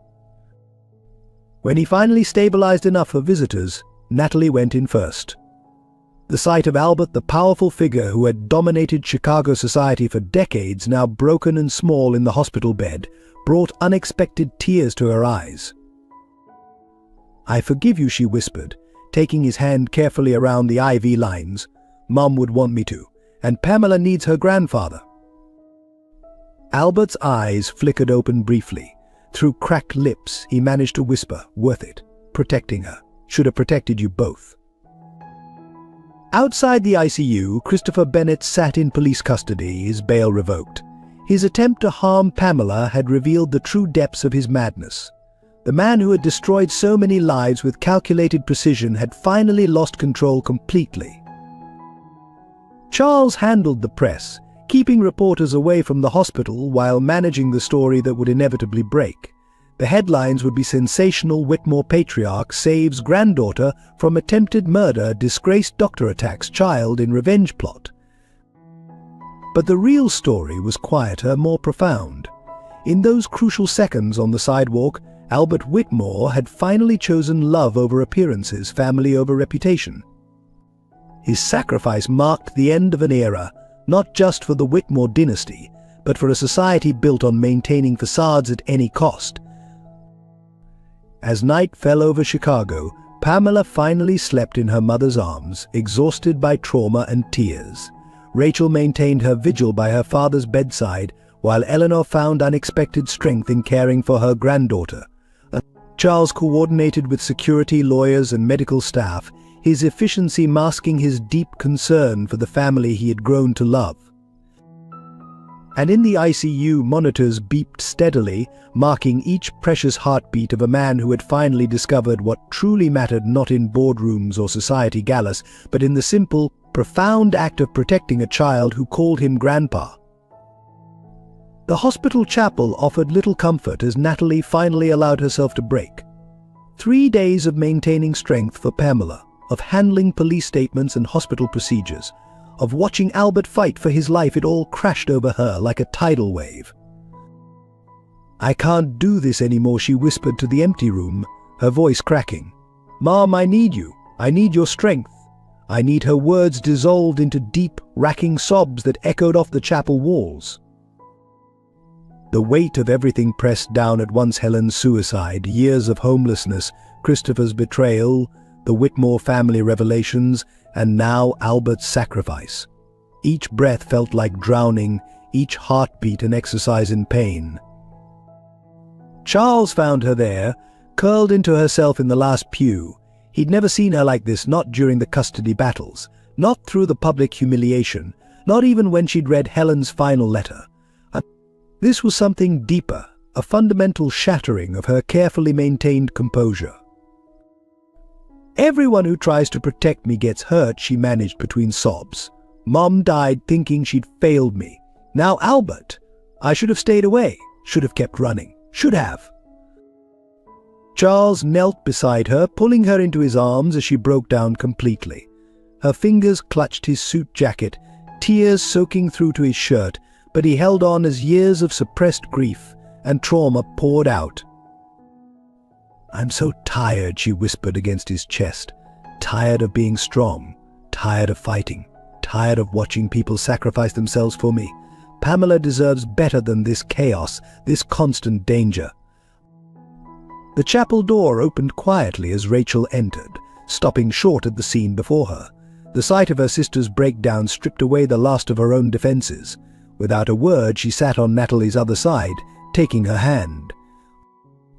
"I keep seeing Mum's face," Natalie continued, her voice raw. "The night before. She smiled at me, told me everything would be okay. I didn't know it was goodbye. Just like I didn't know my last conversation with Albert might be." "He's still fighting," Rachel reminded her gently. "We're all still fighting. You don't have to do this alone anymore." But Natalie was beyond comfort, years of held-back emotions flooding out.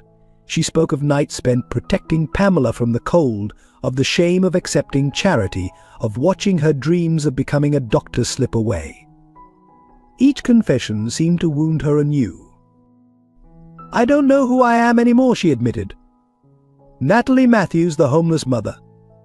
Natalie Whitmore, the secret heir, the fraud victim, the charity case. Everyone has their version of me, but I'm lost in all of them. Charles held her tighter, his own chest aching at her pain. "You're the woman who never stopped fighting for her daughter, who maintained her dignity through impossible circumstances, who forgave when most would have sought revenge." Eleanor appeared in the chapel doorway, Pamela asleep in her arms. The sight of her granddaughter broke something new in Natalie. She deserves so much better than this legacy of secrets and pain. "She deserves her mother," Eleanor said quietly, surprising everyone. The mother who survived everything life threw at her, who taught her strength and grace under pressure. who shows her every day what real love looks like. Natalie looked up at Eleanor, really seeing her for the first time not as the Whitmore matriarch, but as a woman who had lived her own life of gilded cage constraints and careful appearances. "I don't know how to move forward," Natalie confessed. "How to build something good from all this damage." "Together," Rachel answered simply.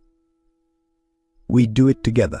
No more secrets, no more shame, no more choosing reputation over love."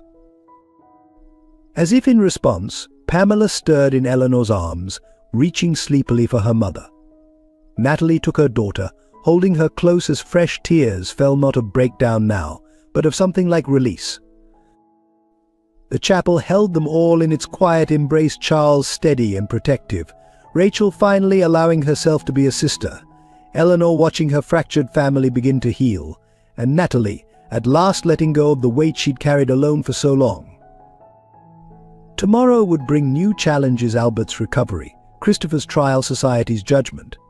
But in this moment, surrounded by the family she'd never expected to have, Natalie finally allowed herself to be not strong, not resilient, not brave, just human, broken but not beyond healing. The Chicago Tribune's headline struck like a thunderbolt across the city's social landscape. "Whitmore family scandal, attempted murder reveals decades of secrets." The morning editions landed on doorsteps across the Gold Coast like bombs, each page revealing another layer of the family's carefully hidden past. Eleanor Whitmore's phone rang incessantly as board members resigned from family foundations, social clubs revoked memberships, and charity organizations distanced themselves from the tainted Whitmore name. Decades of carefully cultivated influence crumbled in hours. 3 generations of reputation, Eleanor whispered, scanning the society pages where the Whitmore name had always featured prominently. All of it gone. The latest article detailed Christopher's attack on Pamela, connecting it to Helen's suicide and the systematic suppression of Natalie's existence. The Whitmore Financial Group's stock plummeted as investors reacted to the scandal. Board members called emergency meetings, questioning whether the family could maintain control of their own company. The vultures of Wall Street circled, sensing weakness in what had once seemed an impregnable fortress of old money. Rachel faced the corporate fallout at Whitmore Tower, handling back-to-back crisis meetings with shareholders and board members. "Yes, Natalie Matthews is my sister," she repeated countless times. "Yes, we concealed her existence. No, we won't be stepping down from leadership." The social rejection was swift and brutal. Invitations were rescinded, charitable donations returned, and longtime family allies suddenly developed scheduling conflicts. The same society that had once bowed to Whitmore influence now whispered about karma and comeuppance. "They're calling it the end of an era," Charles reported grimly, showing Natalie the business paper's analysis. "The fall of Chicago's last great dynasty." The articles painted the Whitmores as villains in a Greek tragedy, undone by their own pride and secrets. Even the hospital, where Albert lay recovering, felt the impact. Donors threatened to withdraw funding, questioning whether the Whitmore wing should be renamed. The same institution where Helen had once worked as a nurse now debated erasing all connection to her daughter's family. The crisis peaked when a group of major shareholders demanded the entire Whitmore family step down from all corporate positions. The emergency board meeting lasted 14 hours, with Rachel fighting to maintain control of the empire her ancestors had built. "Let them take it," Natalie said quietly, watching Rachel prepare for another day of battles. "The money, the positions, the social standing, none of it matters compared to what we've already lost." But Rachel stood straighter, a new determination in her eyes. "No, we're not fighting for reputation anymore. We're fighting for the chance to do better, to be better, to use this legacy the way it should have been used all along." Charles's legal team worked around the clock, not to suppress the truth this time, but to shape its telling. They focused on Albert's sacrifice, on the family's eventual choice of truth over appearances, on the possibility of redemption through acceptance of past wrongs. Eleanor surprised everyone by giving a raw, honest interview to the Tribune. She spoke of her own struggles with mental health, of the crushing weight of social expectations, of how fear of scandal had led them to choices that created even greater scandals. "We're not victims here," she told the reporter. "We're cautionary tales of what happens when protecting appearances becomes more important than protecting people. But we're also a story of change, of choosing love before it's too late." The article shifted the narrative slightly. Other victims of Christopher's schemes came forward, praising Natalie's courage in exposing him. Albert's sacrifice made headlines again, this time focused on redemption rather than scandal. Pamela, unaware of the crisis swirling around her family name, continued to visit her grandfather in the hospital, her innocent love worth more than all the lost social standing in the world. "Perhaps it's time," Rachel said one evening, watching her niece read stories to Albert's sleeping form, "to build something new, not based on what people think of us, but on who we choose to be." The Whitmore name would never carry quite the same weight in Chicago society. Some doors would remain closed, some bridges permanently burned, but as the family faced the crisis together, they discovered that reputation was a poor substitute for genuine connection. "The truth really does set you free," Natalie observed, holding Helen's photo as she watched the sunrise over a changed city, even when it burns everything down first. The ashes of the Whitmore reputation would eventually yield something stronger, a legacy built on truth rather than appearance, on love rather than fear, on the courage to face consequences rather than hide from them. Rachel Whitmore sat in her father's hospital room, the box of Helen's letters heavy in her lap. Albert was finally awake, his recovery slow but steady. Natalie stood by the window, Charles beside her, as Rachel prepared to reveal the full extent of her decades-long deception. "I didn't just intercept the letters," she began, her voice barely above a whisper. "I tracked Helen's every move. I knew when Natalie got into medical school, when Christopher began his scheme, when Helen tried to gather evidence against him." Her hands trembled as she opened the box. "The night before her suicide, Helen came to my office. She begged me to give these to Father, to help protect Natalie from Christopher. I had her thrown out." Rachel's voice cracked. "I told security never to let her in again." Natalie's sharp intake of breath cut through the room like a blade. "You knew? All that time, while I was living on the streets with Pamela, you knew everything." "I convinced myself it was necessary," Rachel continued, unable to meet her sister's eyes. "Every Christmas, every birthday, Helen would write. Photos, updates, hopes for some acknowledgement. I read each one, then marked them returned to sender before Father could see them."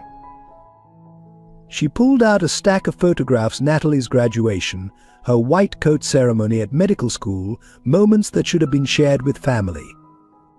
"I kept these, though. I told myself it was to protect us from future claims, but I think part of me needed to know you, even if I wouldn't admit it." The last letter, Natalie's voice was hollow. "The one she left with her body. Did you know what she was planning?" Rachel's silence was devastating. "Finally she spoke. She sent me one too. Said she had nothing left to protect Natalie with except her life insurance. That maybe her death would force us to face what we'd done." Tears fell freely now. "I burned that letter and went to a charity gala that night." Charles moved protectively closer to Natalie, but she stepped away from him, approaching Rachel with measured steps. "Show me," she demanded. "Show me everything." Rachel opened the box wider, revealing hundreds of letters organized by date. Helen never missed a month. Even when you were homeless, she found ways to write. The last ones she swallowed hard. The last ones were addressed to Pamela, telling her granddaughter about family she'd never know. "Why now?" Natalie asked. "Why confess all this now?" "Because secrets almost got Pamela killed," Rachel replied. "Because Father nearly died protecting her. Because I've spent my entire adult life being the family protector, and all I've protected is our capacity for cruelty." She stood, offering the box to Natalie. "Everything's here. Every letter, every photo, every piece of evidence Helen gathered against Christopher. I won't ask forgiveness. I don't deserve it. but you deserve to know the whole truth." Albert spoke for the first time, his voice weak but clear. "Read them to me, please. Both of you. I need to hear what I missed, what I chose to miss." For hours, they took turns reading Helen's letters. She had documented everything: Natalie's first steps, school achievements, dreams of becoming a doctor. Her pride and love shone through every word, even as her desperation grew with each passing year. "My dearest Albert," Rachel read from one of the final letters. "Our daughter has your strength, though she'll never know it. Today she defended a homeless woman from harassment, giving up her last few dollars to buy the woman food. Even with nothing, she chooses kindness. I wish you could see the remarkable woman she's become." Natalie couldn't continue listening. She walked to the window, pressing her forehead against the cool glass. "She never gave up on any of you," she said finally. "Even at the end, she believed love would eventually win over pride." "She was right," Rachel said quietly. "It did. It just cost us everything to learn that lesson." Charles watched the sisters, one broken by guilt, the other by grief, and saw the first fragile bridge forming between them. Not forgiveness, not yet, but understanding. The truth, however painful, was finally flowing freely. As night fell over Chicago, the letters continued to reveal their secrets. Each one was a piece of the puzzle, showing how small choices and maintained silences had created an avalanche of consequences that nearly destroyed them all. The FBI's evidence room buzzed with activity as Detective Martinez laid out the contents of Helen Matthews' medical textbook. What appeared to be simple study notes had revealed themselves as a masterwork of investigative documentation. Each page contained meticulously recorded details of Christopher Bennett's elaborate fraud scheme. Helen was brilliant, Charles observed, examining the coded margins. She used medical terminology to disguise her notes. Every patient case study was actually a documented instance of Christopher's fraud. Detective Martinez nodded, pointing to a series of numbers. She tracked every transaction. Account numbers, dates, amounts, all hidden in what looked like routine medical statistics. She even managed to photograph key documents without him noticing. The evidence painted a devastating picture. Christopher hadn't just targeted Natalie, she was part of a larger scheme spanning multiple hospitals. He used his position as a senior resident to identify vulnerable medical students, particularly those from disadvantaged backgrounds who relied heavily on student loans. "Look at this," Rachel said, holding up a page of Helen's notes. She followed the money through shell companies. Every investment was routed through offshore accounts before landing in Christopher's family trust. He didn't just steal their money, he used it to build his reputation as a successful surgeon. The most damning evidence came from Helen's careful documentation of Christopher's pattern. He would mentor promising students, gain their trust, then suggest exclusive investment opportunities in medical technology startups. The paperwork he provided looked legitimate, but contained hidden clauses transferring control of their assets. Helen knew, Natalie whispered, touching her mother's familiar handwriting. "She tried to warn me about him, but I was so sure I knew better. So convinced that finally someone from that world saw me as an equal." Charles squeezed her shoulder gently. He was very good at what he did. The FBI found dozens of victims who were too ashamed to come forward. Your mother's evidence gives them all a chance at justice. The investigation revealed Christopher's ultimate plan. Each victim's fall from grace was carefully orchestrated to prevent them from practicing medicine, eliminating potential competitors in his specialty. He didn't just want their money, he wanted to destroy their futures. "This is the smoking gun," Detective Martinez announced, holding up a recovered email. Christopher's correspondence with black market adoption brokers. He never intended to raise Pamela. The custody battle was a cover for his real plan. The room fell silent as the implications sank in. Christopher had planned to sell Pamela internationally, using his medical connections to facilitate illegal adoption. The money would have given him a new start far from any consequences. There's more, an FBI analyst called from his computer. We've traced Helen's life insurance policy. Christopher altered the documents while posing as Natalie's financial advisor. If she had gained custody of Pamela, the policy would have paid out to him, Charles finished grimly. He was playing an even longer game than we thought. The evidence stretched across the table like a map of calculated destruction. Helen had documented everything, knowing that someday someone would need to know the truth. Her final act of protection had reached beyond her death to ensure justice would eventually come. "We've got him," Detective Martinez assured them. "Multiple counts of fraud, conspiracy, attempted human trafficking. The evidence your mother gathered ensures he'll never hurt another family." Natalie stood quietly, absorbing the scope of her mother's efforts. "She died thinking she'd failed to protect me, but she left behind everything needed to bring him down. She just didn't live to see it." "She did more than that," Rachel added softly. "She exposed the flaws in our entire system. How power and privilege can be weaponized against the vulnerable. How appearances can hide the worst kinds of crimes." Charles gathered the evidence carefully, ensuring every page was properly documented. Each piece would help build the case that would finally end Christopher's reign of destruction. But the real victory wasn't just in the prosecution, it was in the vindication of every victim who had been silenced, every life he had tried to destroy. Helen's final gift to her daughter wasn't just evidence against Christopher. It was proof that truth, meticulously documented and preserved with love, would eventually overcome even the most carefully constructed lies. "Mom always said justice was like medicine," Natalie remembered, touching the worn textbook cover. "Sometimes bitter, sometimes slow to work, but ultimately healing if administered with care and precision." Among Helen's possessions, stored in a small safety deposit box that Natalie had never opened, lay the complete record of a mother's desperate attempts to bridge the chasm between two worlds. The bank manager handed over the box with solemn ceremony, unaware of the weight of history it contained. "I couldn't face it after she died," Natalie explained to Charles as they sat in the bank's private room. "I was afraid of what I'd find." Her hands trembled as she inserted the key.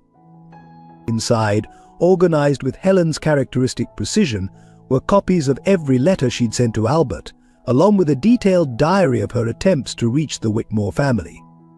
The entries spanned 25 years, each one documenting another attempt to give her daughter her birthright.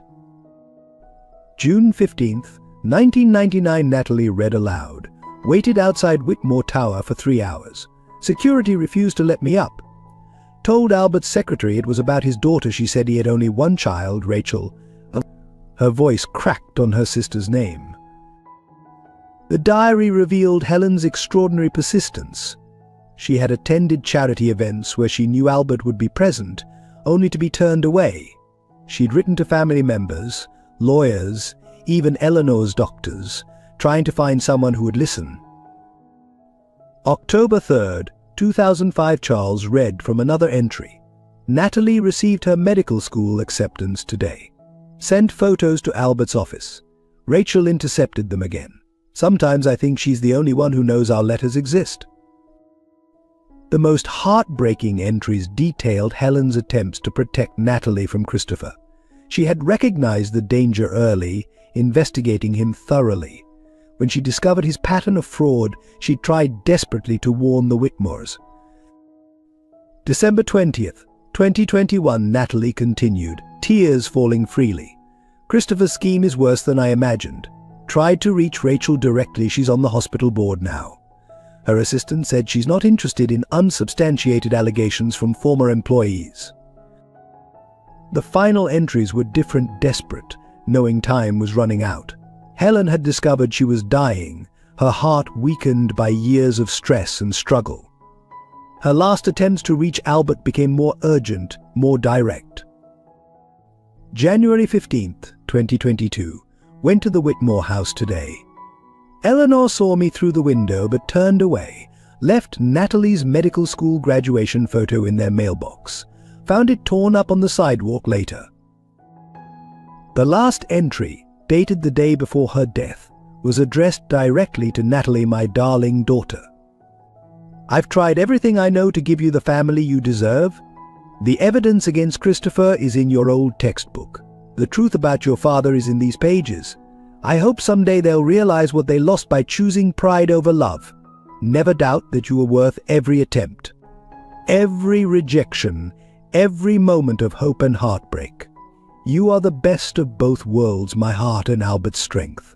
I'm sorry I couldn't break down the walls they built. Love, Mom. Charles held Natalie as she wept, the full weight of her mother's relentless love finally clear. Helen had never given up, never stopped believing that truth would eventually win out. But she tried so hard, Natalie whispered. All those years, while I thought she was just accepting rejection, she was fighting for me. The diary's final pages contain something unexpected: letters from others who had tried to help. Hospital staff who remembered Helen, security guards who had bent rules to let her leave messages, even a sympathetic secretary who had tried to get letters directly to Albert. Your mother inspired loyalty, Charles observed, reading their accounts. All these people trying to help her break through the Whitmore defenses. The last item in the box was a small, wrapped package addressed to my grandchild. Inside was Helen's favorite locket, containing photos of both Natalie and Albert. She had saved it for Pamela, believing that someday the walls would come down. She never lost faith, Natalie realized, holding the locket. Even at the end, she believed love would eventually win. She just didn't live to see it. The truth of Helen's persistent love and courage would change everything, not just for Natalie, but for the entire Whitmore family. Her documented journey from hope to heartbreak to final sacrifice would force them to confront the human cost of their pride. The safety deposit box had contained more than just papers and mementos. It held the testament of a mother's love, strong enough to persist beyond rejection, beyond pride, beyond death itself, waiting for the moment when truth would finally be heard. The Whitmore mansion's grand dining room had never seen a gathering quite like this Sunday brunch. Albert, still recovering but determined to be present, sat at the head of the table watching his expanded family with quiet joy. Pamela perched on a stack of cushions between Natalie and Charles, her chatter filling the once formal space with childish warmth. Eleanor, free from her usual medication haze, passed plates of pancakes she'd insisted on making herself, her first time cooking in decades. Her hands shook slightly, but her smile was genuine as she watched Pamela drown the pancakes in syrup. Rachel, wearing jeans instead of her usual business attire, shared childhood stories with Natalie, their laughter healing wounds that had once seemed permanent. The sisters had found common ground in their shared love for Pamela and their determination to build something new from the ashes of the past. Mum would love this, Natalie said softly, touching Helen's locket around her neck. She always said family was about love, not legacy. Albert reached across the table to squeeze her hand. She was wiser than all of us, he replied. She saw what we were too blind to see, that real wealth isn't in bank accounts or social standing. The morning light streamed through tall windows, catching the silver in Albert's hair and the tears in Eleanor's eyes as Pamela called her grandma for the first time. Charles watched the scene with quiet satisfaction, his hand finding Natalie's under the table. They weren't a perfect family. Years of hurt couldn't be erased by a few months of effort, but they were really trying to build something authentic from the ruins of their carefully maintained facades. To Helen, Albert raised his orange juice glass, his voice thick with emotion. Who never gave up believing in the power of love over pride. To Mum, Natalie echoed, lifting her glass as Pamela mimicked the gesture with her milk. To family, Rachel added, meeting her sister's eyes with understanding, the real kind. Eleanor wiped tears with her napkin, her usual polish forgotten. To second chances, she whispered. The sunlight caught Helen's photo on the mantel, placed there by Albert himself, no longer hidden, no longer denied, but honored as the woman who had loved deeply enough to change them all. In that moment, surrounded by pancakes and laughter and healing, they were simply family imperfect, recovering, but finally authentically real. The courtroom fell silent as Judge Harrison delivered Christopher Bennett's sentence. 25 years without possibility of parole, full restitution to his victims, and permanent revocation of his medical license. Christopher stood expressionless as justice finally caught up with years of calculated destruction. Natalie sat between Charles and Rachel, gripping both their hands as the judge specifically mentioned Helen's evidence as crucial to the conviction. Helen Matthews' meticulous documentation ensured that justice, though delayed, would not be denied. Judge Harrison declared, her voice carrying the weight of vindication. Outside the courthouse, other victims of Christopher's schemes waited to thank Natalie and the Whitmore family. Young doctors and medical students whose careers he had tried to destroy found new opportunities through the Whitmore Foundation's Medical Scholarship Program, now renamed the Helen Matthews Memorial Fund. The Chicago Tribune's headline the next day read, "Justice Prevails, Bennett Convicted." Whitmore family redeemed. The article detailed not just Christopher's crimes, but the family's journey from denial to acceptance, from protecting reputation to pursuing truth. Albert, watching from his wheelchair, smiled as Natalie addressed the press. She spoke with quiet dignity about second chances, about the power of truth to heal, about her mother's legacy of persistent love. Rachel stood beside her, the sisters presenting a united front that symbolized their family's transformation. The Whitmore Financial Group emerged stronger, its new transparency and ethical leadership attracting investors who valued substance over appearance. Rachel's decision to make Natalie co-chair of the Family Foundation sent a clear message: the era of secrets was over. Eleanor surprised everyone by starting a support group for families dealing with mental health and addiction issues, turning her own struggles into a source of help for others. Her openness about the price of maintaining appearances struck a chord with Chicago's elite. Charles watched proudly as Natalie received her restored medical license, the board acknowledging that her original disgrace had been based on Christopher's fraudulent evidence. Her new role, combining clinical work with advocacy for healthcare access, fulfilled both her original dreams and her mother's hopes. Pamela, secure in the love of her expanded family, thrived. Her school art project, A Family Tree, featuring photographs of both Helen and the Whitmores, won first prize and hung prominently in Albert's study. As reporters clamored for final comments outside the courthouse, Natalie simply said, "My mother believed that truth and love would eventually prevail. Today proves she was right." 1 year after Christopher's conviction, the Whitmore estate gardens bloomed with roses, Helen's favorite flower, as family and friends gathered to celebrate Natalie and Charles's wedding. Pamela, radiant in her flower girl dress, scattered petals along a path lined with photos telling their story of love, loss, and redemption. Albert, now fully recovered, waited to walk his daughter down the aisle. The morning had found them in Helen's old apartment, recently restored and preserved as a reminder of their journey. "She's here with us," he'd said, touching the locket Natalie wore. "In every choice we make to choose love over fear." Rachel, serving as maid of honor, had spent the morning sharing stories about the mother she'd never met, but now knew through Helen's letters. The sisters had read them together over the past year, healing their relationship through shared discovery of the remarkable woman who had loved them both. Eleanor, elegant but relaxed, fussed over Pamela's curls while consulting the wedding planner, no longer concerned with social appearances but genuinely invested in her family's happiness. Her transformation from society matriarch to loving grandmother had been among the year's sweetest surprises. The ceremony itself was simple but profound. Charles and Natalie had written their own vows, acknowledging the complex path that had brought them together.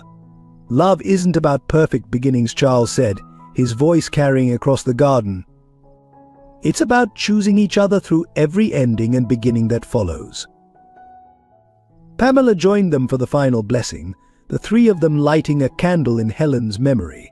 Above them, dozens of butterflies released into the autumn air seemed to dance in the sunlight, a touch Rachel had arranged, remembering Helen's love of their garden's butterfly bush. As evening fell, Albert raised his glass to make a toast to Helen.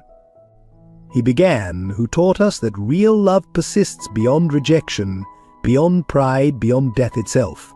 And to this new family we built, proving that it's never too late to choose love over fear, truth over appearances, and hope over history. Natalie, surrounded by the family she'd gained and the love her mother had always promised would come, felt a deep sense of completion. The path ahead was bright with possibility, not just for her and Charles, but for all of them.